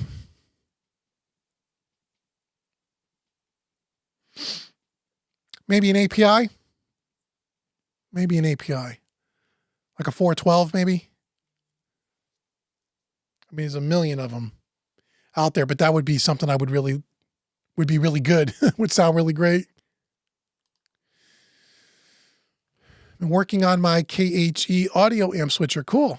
I've been making Mogami speaker cables. That sounds like fun. I can switch amps, load boxes, cabs with a Stream Deck. Nice. That's awesome, man. Good for you.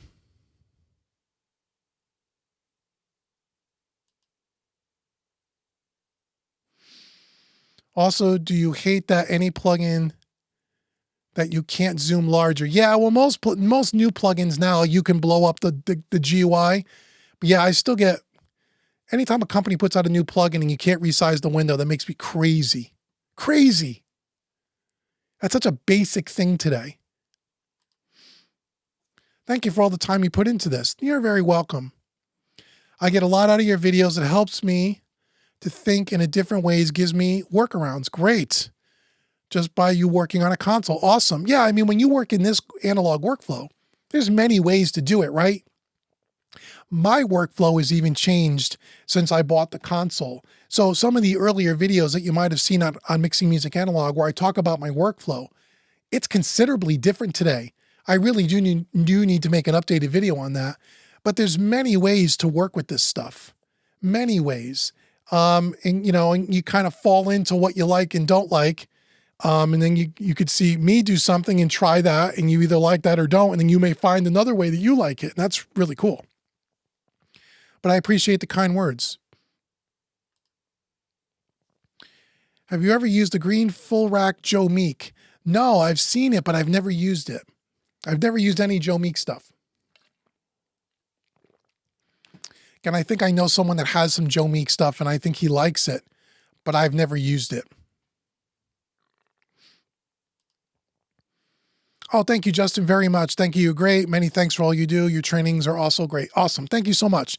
Again, speaking of training, again, if you guys want to get in on the Labor Day sales that start Monday early, use the coupon code LABOR50 at homerecordingmadeeasy.com, and you'll get 50% off all the training courses. So go do it now, and you can spend the weekends, and you don't have to wait till Monday.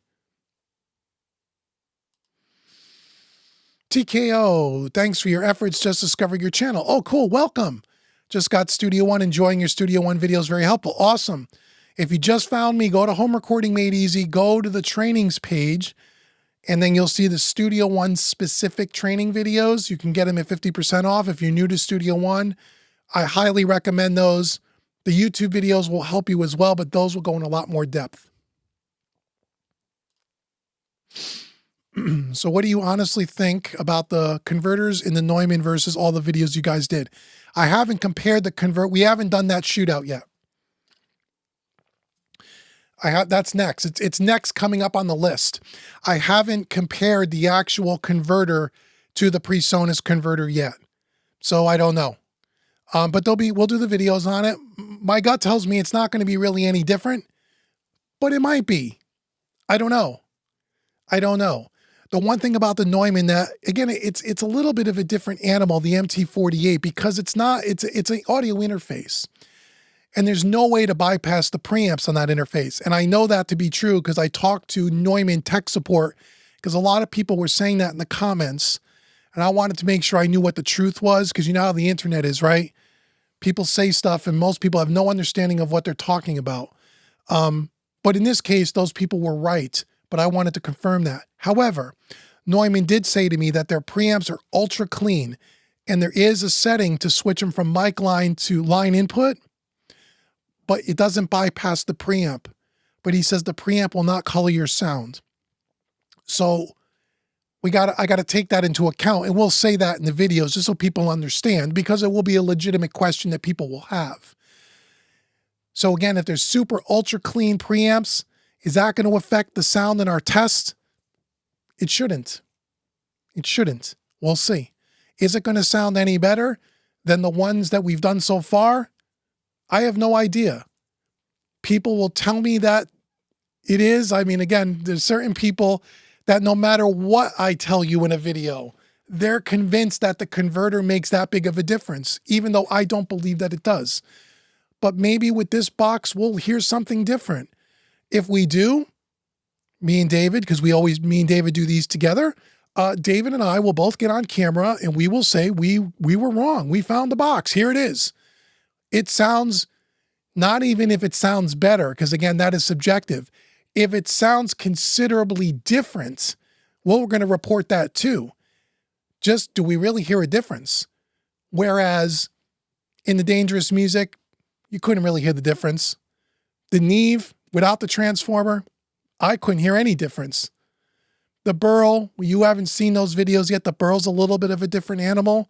It is different, but it's not like the Burl was light years different, but it was the most different of the three because of the design of that box. And we talk about that in that box. So I don't know if the Neumann is going to sound any different. You'll know when we know. But I will say that the MT48 as a desktop audio interface is a great piece of gear. It really is. That doesn't mean it fits into this rig. It doesn't. That, even if those converters sounded spectacular, that's the wrong box for this rig. I would buy another box that had that same converter in it. that was more suited, because that's an audio interface. It's so overkill for what I would be doing. But as an audio interface, it's a really nice piece of gear if you have $2,000. So, you know. Out of time. Do you think it's worth to buy Studio One 6 Pro? I have Studio One 5 and it's working great. If you have Studio 5 and it's working great, no. Not that Studio One 6 Pro isn't great, but the difference between 5 and 6 are not that big of a difference unless you are really diving really deep and using all of the production stuff in that Studio One, which 99% of people don't. I would say no. Stick with 5. There's no real reason to upgrade to 6. 5 is great. There's a couple little subtle workflow comforts and stuff, but overall, if you got something you're happy with and you don't feel like you're missing a feature, then there's no reason to upgrade. Hi, Ivan. Why do all of YouTubes discuss equipment in no acoustic space you're recording it in? I talk about it all the time, brother. You must be new to the channel. Mixing Music Analog, we talk about the space and we talk about the room, and the acoustic treatment is more important than any piece of gear in here. And if you haven't seen it, go back and watch my 2 or 3 part series on the trim-off room correction. Oh yeah, which I have an update about the Nova I haven't told you about yet. Room correction acoustic treatment is the best money you can spend when it comes to recording and mixing in a studio, home or otherwise, without a shadow of a doubt. And I say it all the time. That trim-off was a $5,000 piece of equipment to help me with what you're talking about, Ivan. The best $5,000 I've ever spent, without a shadow of a doubt. Some people don't buy that. That's okay. But yes, the space you're recording in and mixing in is the first thing you should be concerned about if you're trying to turn out stuff that sounds professional and that is accurate when you're listening back in the room. And we talk about it here a lot. The reason why a lot of YouTube channels don't, Ivan, is because it's not a sexy topic. Most people want the magic formula.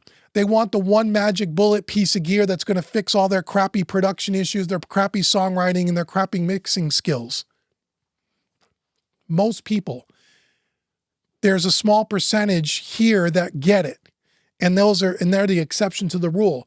But the YouTube population at large, or the home studio owner at large, they just want the magic bullet. They don't want to go through all the trouble. They just don't. And it's not a popular topic. That's why you don't see a lot of YouTube channels talking about it. But we talk about it all the time because it is more important than any piece of gear you'll ever buy. So I appreciate your comment. You just got a Mackie FX10. Oh, cool. For beginning to learn mixing, and got Studio One for recording. Do I still need an interface box between them? The Mackie FX10. What is that? That's like a little mixer? I don't know. I can't picture in my head that exact box. But if that acts as an audio interface and it has inputs and preamps on it, then you don't need another audio interface. But I'd have to look at that particular piece of equipment.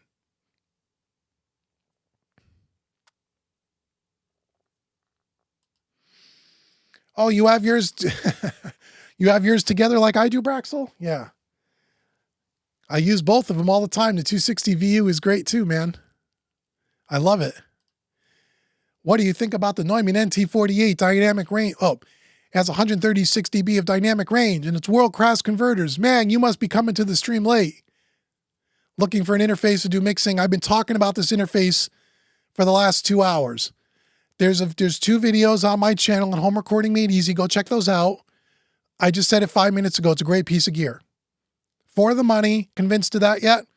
But huge dynamic range, fantastic preamps, fantastic headphone amplifiers. If you're looking for an interface for mixing in the box and out of the box, the MT48 isn't going to help you with mixing out of the box. Doesn't have enough line outs. Don't get hung up on the converter, but the rest of the stuff in it's a great box. Go watch the videos at Home Recording Made Easy. And if you want to rewind and watch the replay here, I've been talking a lot about that interface today. The preamps may be clean, but I bet they didn't mention how the preamp has lower dynamic range than the converter. The point being its limiting factor in the path. Yeah, you could be right. Again, you could be right. You could be right. And that's why, the only reason why I'm going to do the test here is because I have it in my hand. And before I let it go, I want to compare it. But you're right. It's not the same as comparing it to the Neve or to the Burl or to the Dangerous Music. It's a little bit different. But I'm going to compare it because we have it. And we'll talk about that during the video. And again, I already know it doesn't matter what I say, but you're right that there may be lower dynamic range. And again, I'm just going to keep saying it. Until someone can give me a converter where I really hear a difference, I think people make way too much about the converters. And I'm not the only one that thinks that way. I talk to lots of people in this industry, pro-level engineers that have been in the business a long time, and they all say pretty much the same thing. You'd be surprised some of the converters that these guys use. You would think it would be all high-end, top-shelf stuff. Some studios are. The majority of studios, they're not spending $8,000, $9,000 on their converters. They're not. Some are, but they're not. And you don't need to. You don't need to. At least I don't think you need to. But if you think you do, or someone thinks they do, that's awesome. Good for you. It's okay. But I think people make way too much about the converter. Way too much.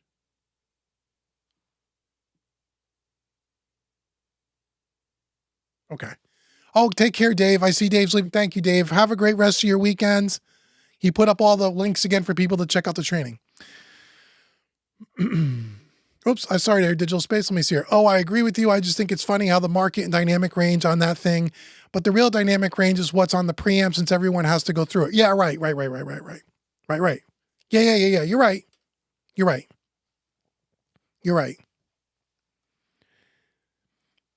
But again,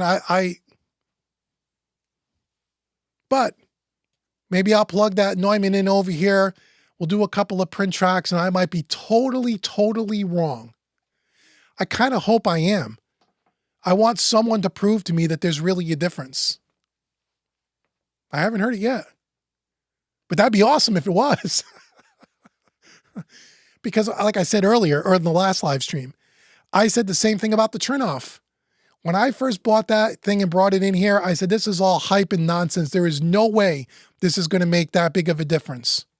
I could not have been more wrong. So you don't know until you try, right? I'm skeptical, but I'm open-minded enough to try. And that's the thing about, I think, especially when you talk about hardware. In the home recording made easy world, not so much. In software, people are a little more open-minded. When you get to this stuff, people are a lot more closed-minded, and they're not willing to, they got their beliefs, man. They got the, what do they say? They got their flag, on the mountaintop, man. And no matter what you say to them, no matter what facts you show them, no matter what you can or can't prove to them, you're not changing their minds. They're not open-minded enough to try something new, to learn something different, to try another point of view, and to be okay with being wrong. I'm the exact opposite of that. I want to be proven wrong because that means I'm going to learn something. I'm not married to any of this stuff. None of it. People think somehow I'm married to the PreSonus Quantum 4848s. That could be so far from the truth. If there was another box at right around the same price point or even a little more money that I actually heard a difference and said, I think that sounds better to me, you know what I would do the very next day? The PreSonus Quantums would be up on Reverb for sale and I would put the new ones in. I'm not that stubborn and closed-minded, but I'm shocked at how many people that are when you get into the hardware world. And sometimes people just get downright nasty. It's really unbelievable. It's shocking to me. And those are people who I feel probably don't get very far in this business because they're not willing to open up their minds. You know, just because you like something one day doesn't mean you can't be proven wrong the next day. Be open-minded enough to try and to listen. Don't be so tied to your beliefs, because you may be missing out on something. So anyway, the biggest difference in converters is latency. You can avoid it by using analog mixers. Lower latency is better performance by artists. Yeah. So I have no latency issues here. Zero. And I've done that test. As a matter of fact, I should do a video for you guys on that at one time, where actually I would run stuff through my converters into the console and then direct out, print it back in, treated, and print it back in. And then it will line up with the original track going out to the print track coming in right on top of each other. No latency, no lag. And I did that with 32 channels printed simultaneously. I was shocked there was no latency. There was no lag. There was nothing. I couldn't believe it. But I hear what you're saying. You're right. See you later, Braxel. Have a great day, buddy. I've been messing around with the Zoom H4n Pro portable recorder, and it's not bad so far. Yeah, I've used that a long time ago. It's a nice little field recorder.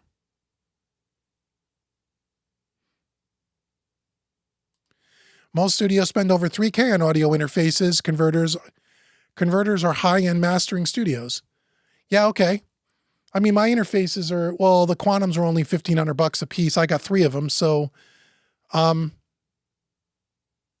yeah, again, I don't know.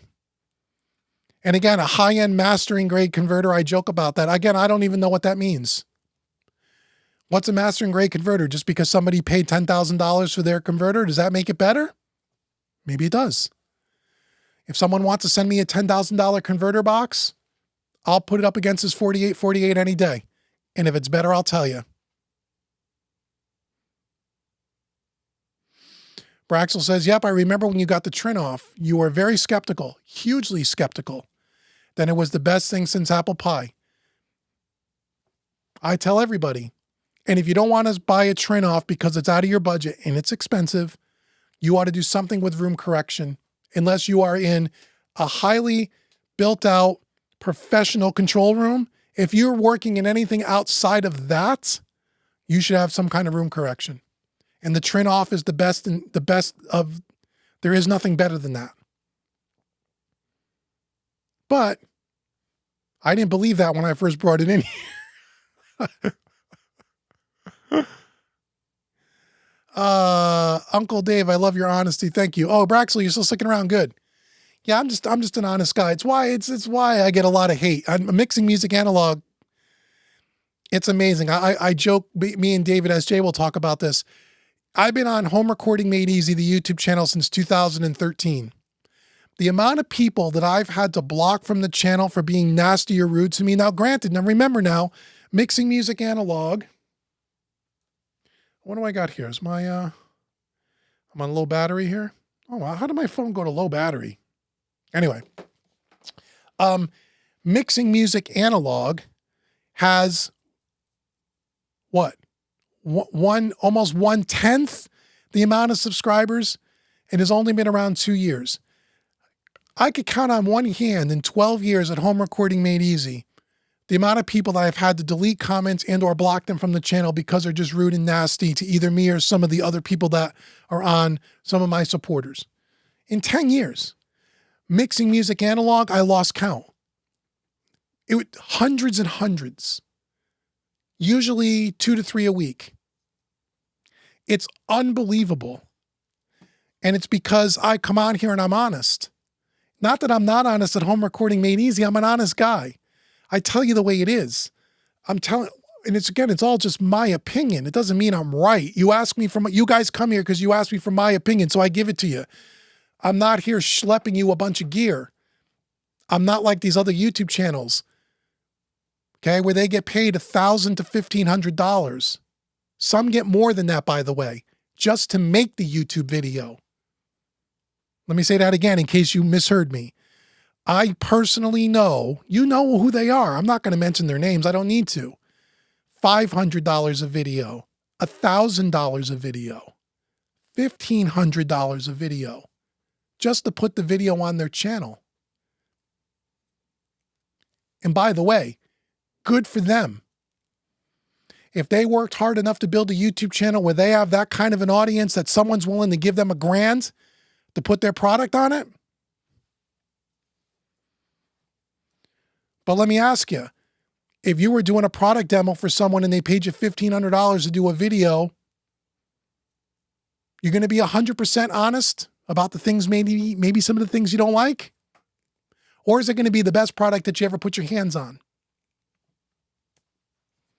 I don't get paid $1,500 to do a product video. I wish I did. I don't. Every piece of gear that you see here, I've never been paid a dime.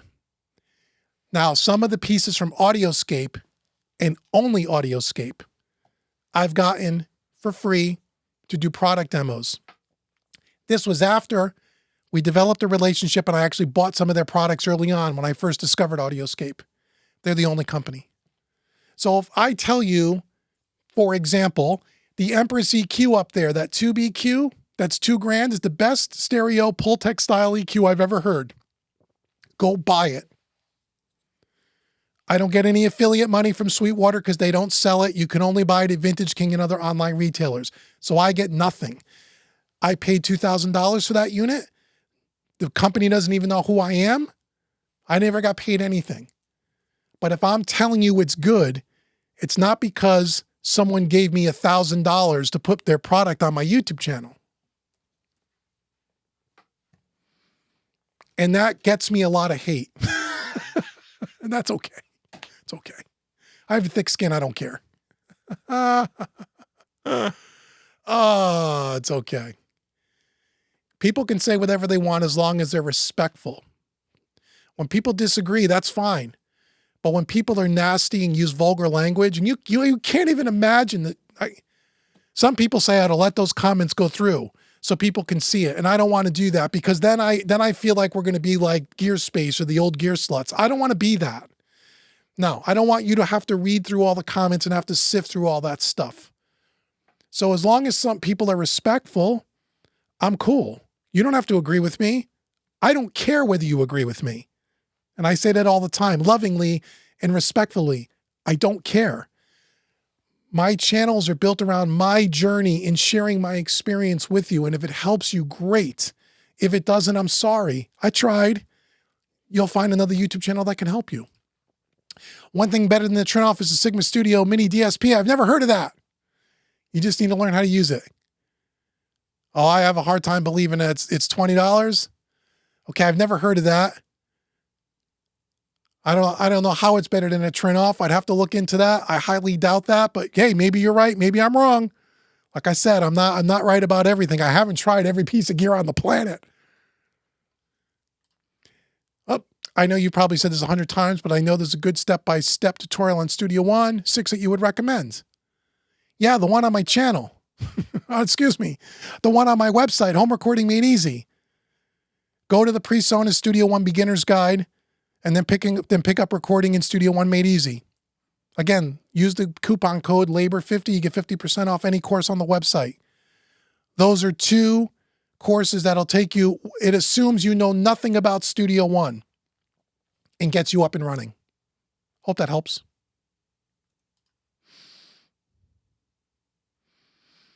Braxel, well, I hope you would not block me. No, I don't block people that say something only if they're rude and they're disrespectful to me or to one of our, if someone was disrespectful to you, Braxel, and they were nasty to you, they'd be gone.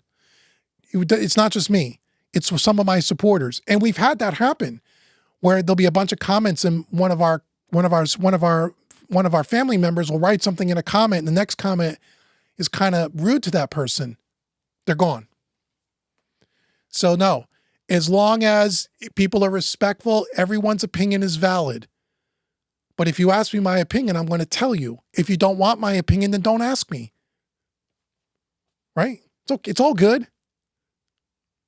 Have you ever considered adding another pair of monitors for comparison in your mixing? I'm not saying anything about the focals, just wondering if you had another pair that is useful. Yeah, I used to. So prior to the Trinoff, I used to have check my mixes on 4 different sets of monitors and headphones. So my focals, then I used to have a pair of Avatones, Then I would use a pair of headphones or two. And now I even have now up there, you can't really see it. I have a little mini Bluetooth speaker. So I use that. Once I got the trim off and I found that the mixes translated 100% on anywhere that I put my mixes outside. When I did them on the Focals, I didn't need to check them on all those monitors anymore. So now what I do is I just check them on my Focals, my little Bluetooth speaker, and then I'll throw on my headphones quick at the ends. And that's about it. And people have asked, people have asked me, have I ever considered upgrading my Focals? I've been a Focal user for so many years. I love the way they sound. The only ones I've ever considered upgrading was from the Focal Twins to the Focal Trios. But no, I mean, some people have said, you should get some ATCs, and I'm sure they're great. They're very, very expensive. I'd have to learn them all over again. But honestly, I don't need them. Ever since I've been using the trim off, all my clients, and I work with lots of people, they hear my mixes and they all translate beautifully. So why would I change them? I don't have a problem with translation anymore. I did before the trim off. So, it's not that I wouldn't like different sets of speakers. I just so used to them and I like them. There's really no reason for me to change. Honestly, I'm starting to think that Sweetwater is really making shrills out of good YouTubers. I like in the past, now I don't watch them much. Well, it's not Sweetwater's not doing it. It's the YouTuber that's taking the money. Don't blame Sweetwater. I know what you mean. And everybody today is a Sweetwater commercial. And believe me, I was one of the first affiliates that they ever had. I was like in the first 5. And I thought back then it was something special. Like they reached out to me to be an affiliate. And I was so honored because I've been using Sweetwater, been talking about Sweetwater, sending people to Sweetwater 10 years before I ever became an affiliate. I thought like it was a special thing when I became an affiliate. I was like proud. Sweetwater wanted me to fly out there and do some videos with them. And then within 3 or 4 months, everybody was a Sweetwater affiliate. And I felt kind of like, I don't feel special anymore. I had the wrong impression. Sweetwater is all over YouTube, but I'll tell you what, if you're Sweetwater, the best decision they ever made. Best decision they ever made. From a business perspective, I don't blame Sweetwater one bit. That is a business decision that makes a hell of a lot of sense. They should have did it years earlier. I'm surprised more companies don't do it, like Vintage King. And I know this because I've spoke to Vintage King about it. They're missing golden opportunities. It's not Sweetwater. It's the YouTubers that will do anything to make a buck. Now, like I'm saying, it's not all of them. I'm not suggesting that. But, you know, so there's a lot of great YouTubers out there that happen to be Sweetwater affiliates. But there's also a lot of them out there that are just there schlepping gear. And that's fine. As long as you know you're dealing with someone who's being paid to make that content. And there's nothing wrong with being paid to make content. Right? Content, if you've ever done this YouTube thing, like for more than a few weeks, you realize how much work it is. And for some of these guys, it's a full-time job. This is an enormous amount of work to run a YouTube channel, especially a YouTube channel that has 150,000, 250,000. You know, again, I'll say Warren Hewitt because I respect what they do. 500,000 or 600,000 subscribers. And the amount of content that guy puts out takes a team of people, and it's a business, and they need to be paid. And so I get it. I get it. But I don't blame Sweetwater. I just tell people when you're watching YouTube channels telling you that every piece of gear that they touch is wonderful and there's never any constructive criticism about the product, take it with a grain of salt. That's all. I'm not saying they're not being dishonest or they're being dishonest. I'm just telling you, when you see me do a gear demo, like the MT48, you haven't seen the video, the likes, every one of those videos, all my dog controllers, right? It's always 2 or 3 videos. And the last video is what? The likes and dislikes. And I tell you what I like about the product and I tell you what I don't like about the product. because every product can have something that I think can be improved. And I'm honest about that. I don't care whether the company gave me the gear or not. If I can't be honest about what I think about the gear, and I'm only one guy's opinion, doesn't mean I'm right, it's just my opinion, then why do the video? You don't see videos where everything is wonderful, everything is awesome, everything is this. If I do have a piece of gear where it's like that, that's an exception. And if I'm telling you that, it's because it really is true.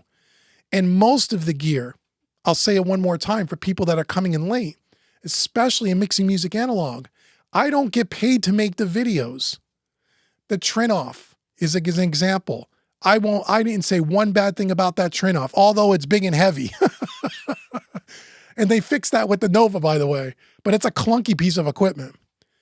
But I paid full price for it. So if I'm telling you it's awesome and it's been here now 6 months, why would I lie to you? I don't get anything from Trinoff. Nothing. Zero. Sweetwater doesn't sell Trinoff. I think they do now, but they didn't when I bought mine. So if you run out and buy a Trinoff, I don't get anything for that. Nothing. So anyway, I hope that answers, I hope that kind of, I mention these things a lot because we have a lot of new people that come to the channel. And I just want you to know that when you see a gear demo or you see me talk about a product, either on Mixing Music Analog or Home Recording Made Easy, I swear to you, it's 100% honesty of my own opinion. Doesn't mean you have to agree with me. It just means I'm honest. And I'll say it again, and again, I say it jokingly because I love all you guys. I really do. I don't care whether you go out and buy the product or not. I don't care.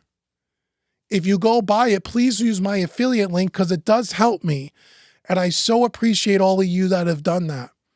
But if you don't go out and buy the MT48 because I said it's a great little desktop audio interface, I don't care whether you buy it. Means nothing to me.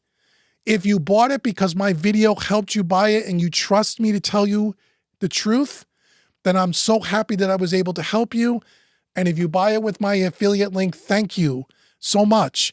If you don't, because you don't believe in that and you don't want to use my affiliate link, that's okay too. If you got a good purchase and you feel good about the product, then I served you good enough. We're friends. I don't care whether you buy the stuff or not. So, and again, I know I get dramatic about it because I really want you to understand I'm not like most of these other YouTube channels. Sometimes I wish I were. I have not been to Red, White, and Pasta in New Jersey. No. Let's see. Let's keep answering questions. Please, Uncle Dave, I'm a beginner learning how to mix. What kind of plug-in chain do I use on a mix bus? If you're a beginning mixer learning how to mix, you don't need a plug-in chain on your mix bus. Learn how to use your stock plugins, and I'm going to give you something for free. Any of you guys can get this for free.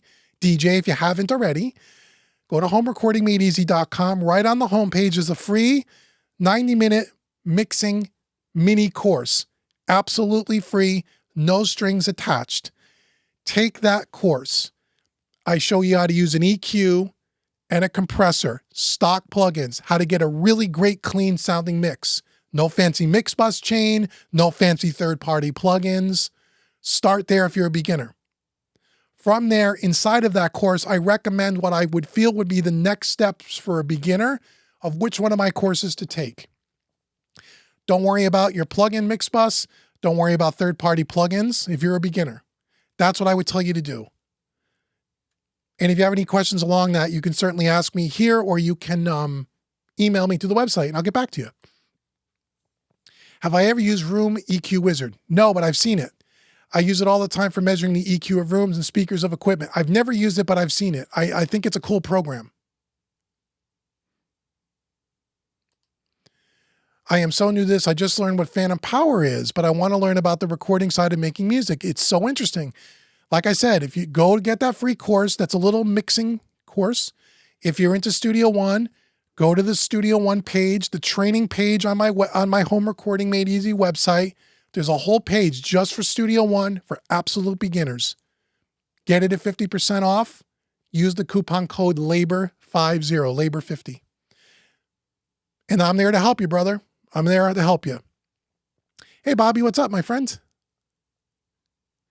Mike Wolf. I'm building out my first 500 series rack. Exciting. I've just got an Avid's M5 Pre so far. I never heard of that. Okay. With the new Imperial Labs 500 series distressor on pre-order. I heard that's really cool. I'd love to try that because I have 2 full distressors. I'd love to try that and compare them. Is there a particular 500 series EQ that you like? Yes. And they're affordable. And I did a video on the Mixing Music analog YouTube channel, the Trident 80Bs. They're about $400 each, or maybe $450. Wonderful sounding EQs for the money. There's a couple others that I really like, but they're twice the price. I like the BAE stuff. I like the Neve stuff, but they're more expensive. But the Tridents are great for the money. I have a pair of them. You can't see them, but they're in the rack. Whole video on the channel demoing those.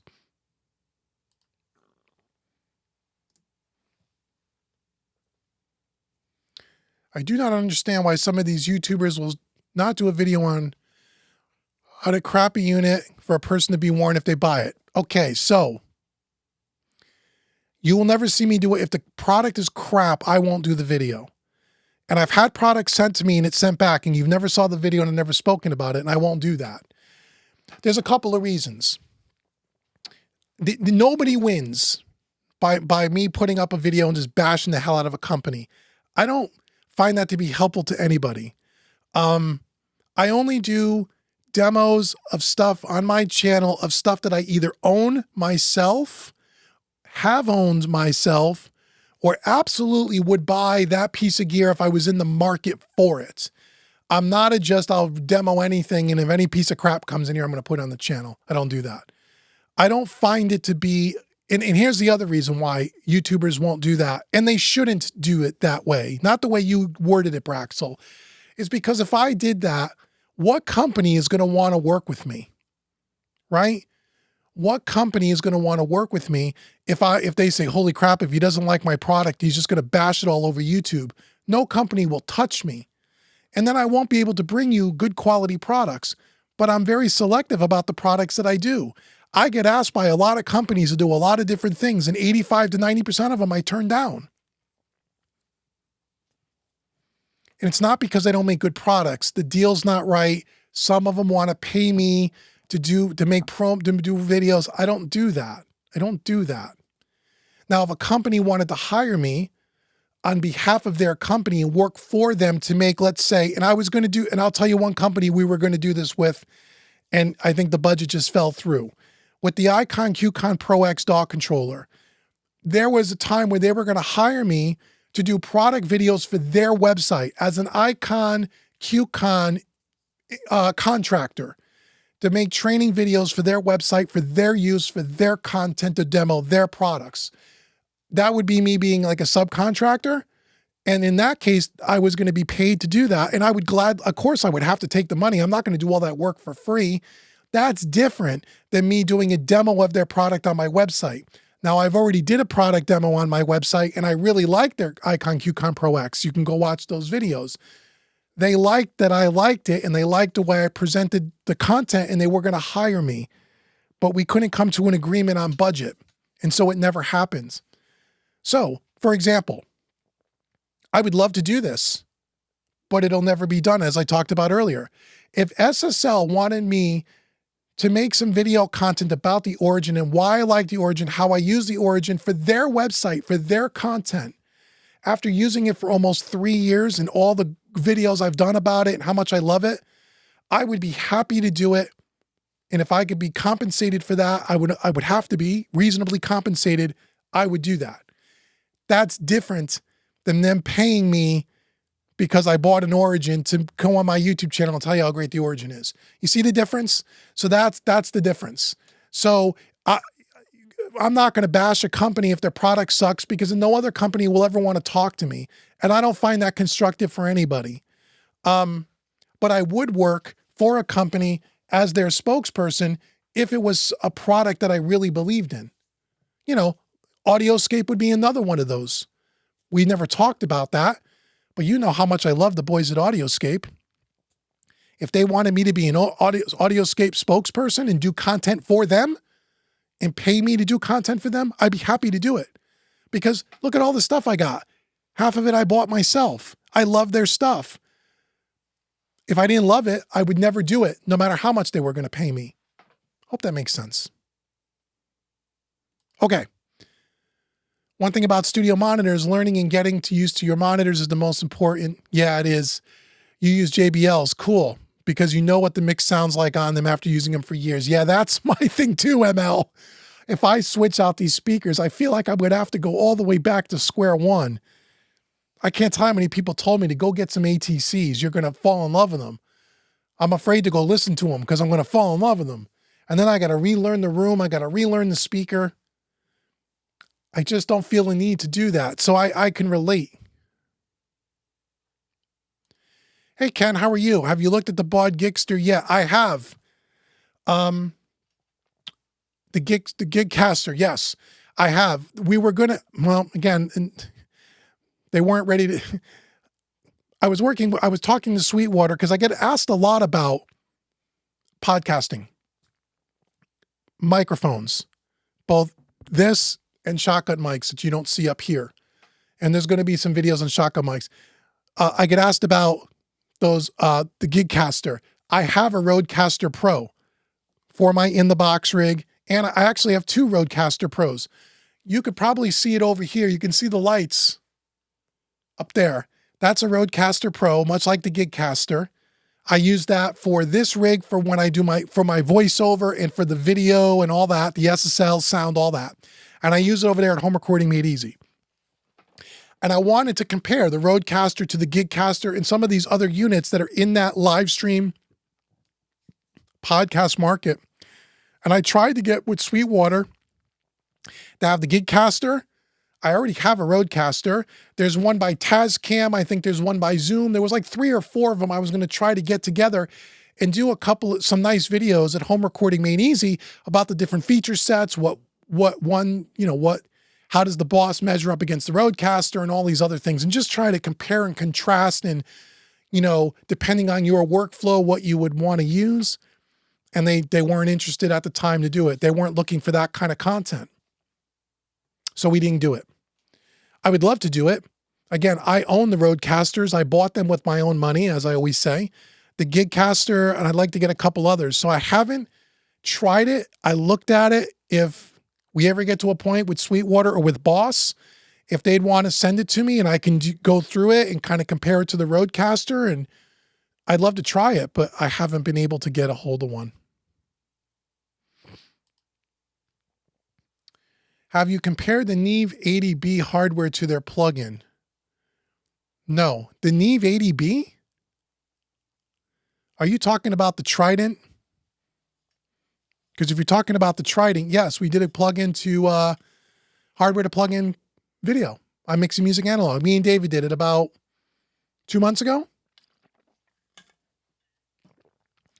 You must be talking about Trident, right, Bobby? Not Neve. I don't know about a Neve 80B. Trying to think, is there a Neve 80B that I don't know about? I don't think there is. You're welcome, Ken. But the Gigcaster looks interesting. I would love to try it. Maybe one day, who knows? Okay, how long have we been on here? We've been on here a while. I'm starting to lose my voice now. So I'll stay on another 4 or 5 minutes. Anybody want to ask their last questions? Again, go to Home Recording Made Easy. Get 50% off all the training courses. Like, share, subscribe. Let me know what videos you want to see. Stay tuned for the cover song mixing challenge. That's going to be a lot of fun. At least I'm going to have a lot of fun. You guys might hate it, but I think it's going to be great. That'll be cool. Braxley, you're fine. You're fine. Yes, the Trident, right, Bob? You have Neve on your mind. Oh, you need to go buy some. You need to go buy some Neves. Yes, we did the Trident. The plugin is pretty close to the hardware. It's pretty close.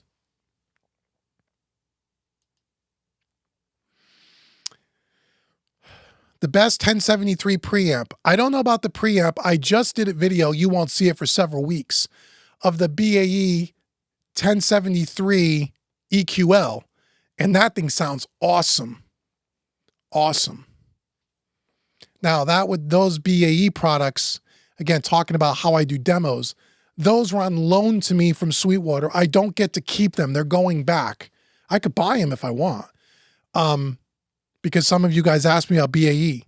And so I brought in a compressor and 2 EQs. One of them is a 1073, and it's awesome. Awesome. I may want to keep it and buy another one so I have a pair. What do I think about the Fusion? I had a Fusion and I sold it, not because it wasn't a great box. I decided on a more flexible master bus mixing bus chain, but the Fusion is a great box.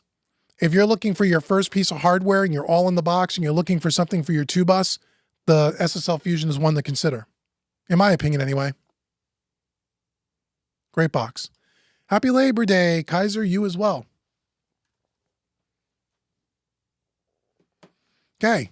Any more? Anything else? Anything else, everybody? Going once, going twice. I want to thank you so much, everybody, for joining me today on this holiday weekend. I don't know how many people are watching on both channels, but I know we have a lot of people here, and this is great. You guys are awesome. Again, stay tuned to both channels for all the new content that's coming out. There's a lot of it. Like I said, we have enough content already recorded to get us through most of this year. And then we'll start all over again next year. Home recording made easy will never go away. There's enough content ideas for me to be there forever. Mixing music analog on YouTube. Next year we're gonna struggle coming up with new content because there's only so much gear I have left to look at here. So I'm hoping that the POV mixing might be something you guys really like, and hopefully I stumble onto 1 or 2 other ideas, or the videos are going to become less and less on that channel because I don't have a lot of ideas left. Because all I do is mix. I'm not going to bring in bands. We're not going to record. That's not going to happen. I can't do that here. So aside from mixing and the gear that I have, there's not much else to really show you guys. We'll do 2 more hybrid mixing courses next year. The hybrid mixing courses were very, very popular. And again, you can get them at 50% off right now. And my goal was to do 2 this year. And if they sold well and if people wanted them, I would do 2 more next year in different styles of music. Next year, we'll probably do an R&B track and maybe like a hard rock metal track, because we've already done pop. We've already done acoustic rock. Now we're going to go more R&B or more pop R&B. And then we're going to go maybe more hardcore, not thrash, not death metal, but we're going to go heavy metal for sure. So that'll happen next year, but those are courses. Those are not going to be YouTube content. So the YouTube content for Mixing Music Analog in 2024 will probably slow down because it's just not enough for me to do. Unless, like I said, unless you guys really dig the mixing stuff and the POV stuff, then I'll do those because those are fun. There's no talking. It's just you guys kind of watching me do 30-minute mix challenges where I mix a whole song or get it up on the console and throw a quick mix together and show you what I'm doing. But again, I don't know how many of those you guys are going to want to watch. We'll see. We'll see. And that'll be it. So anyway, I'm going to head off now. Thank you so much, guys, for joining me today. Have a happy and safe Labor Day. Thank you in advance for purchasing the courses, and I'll see you guys in the next live stream. Bye, everybody.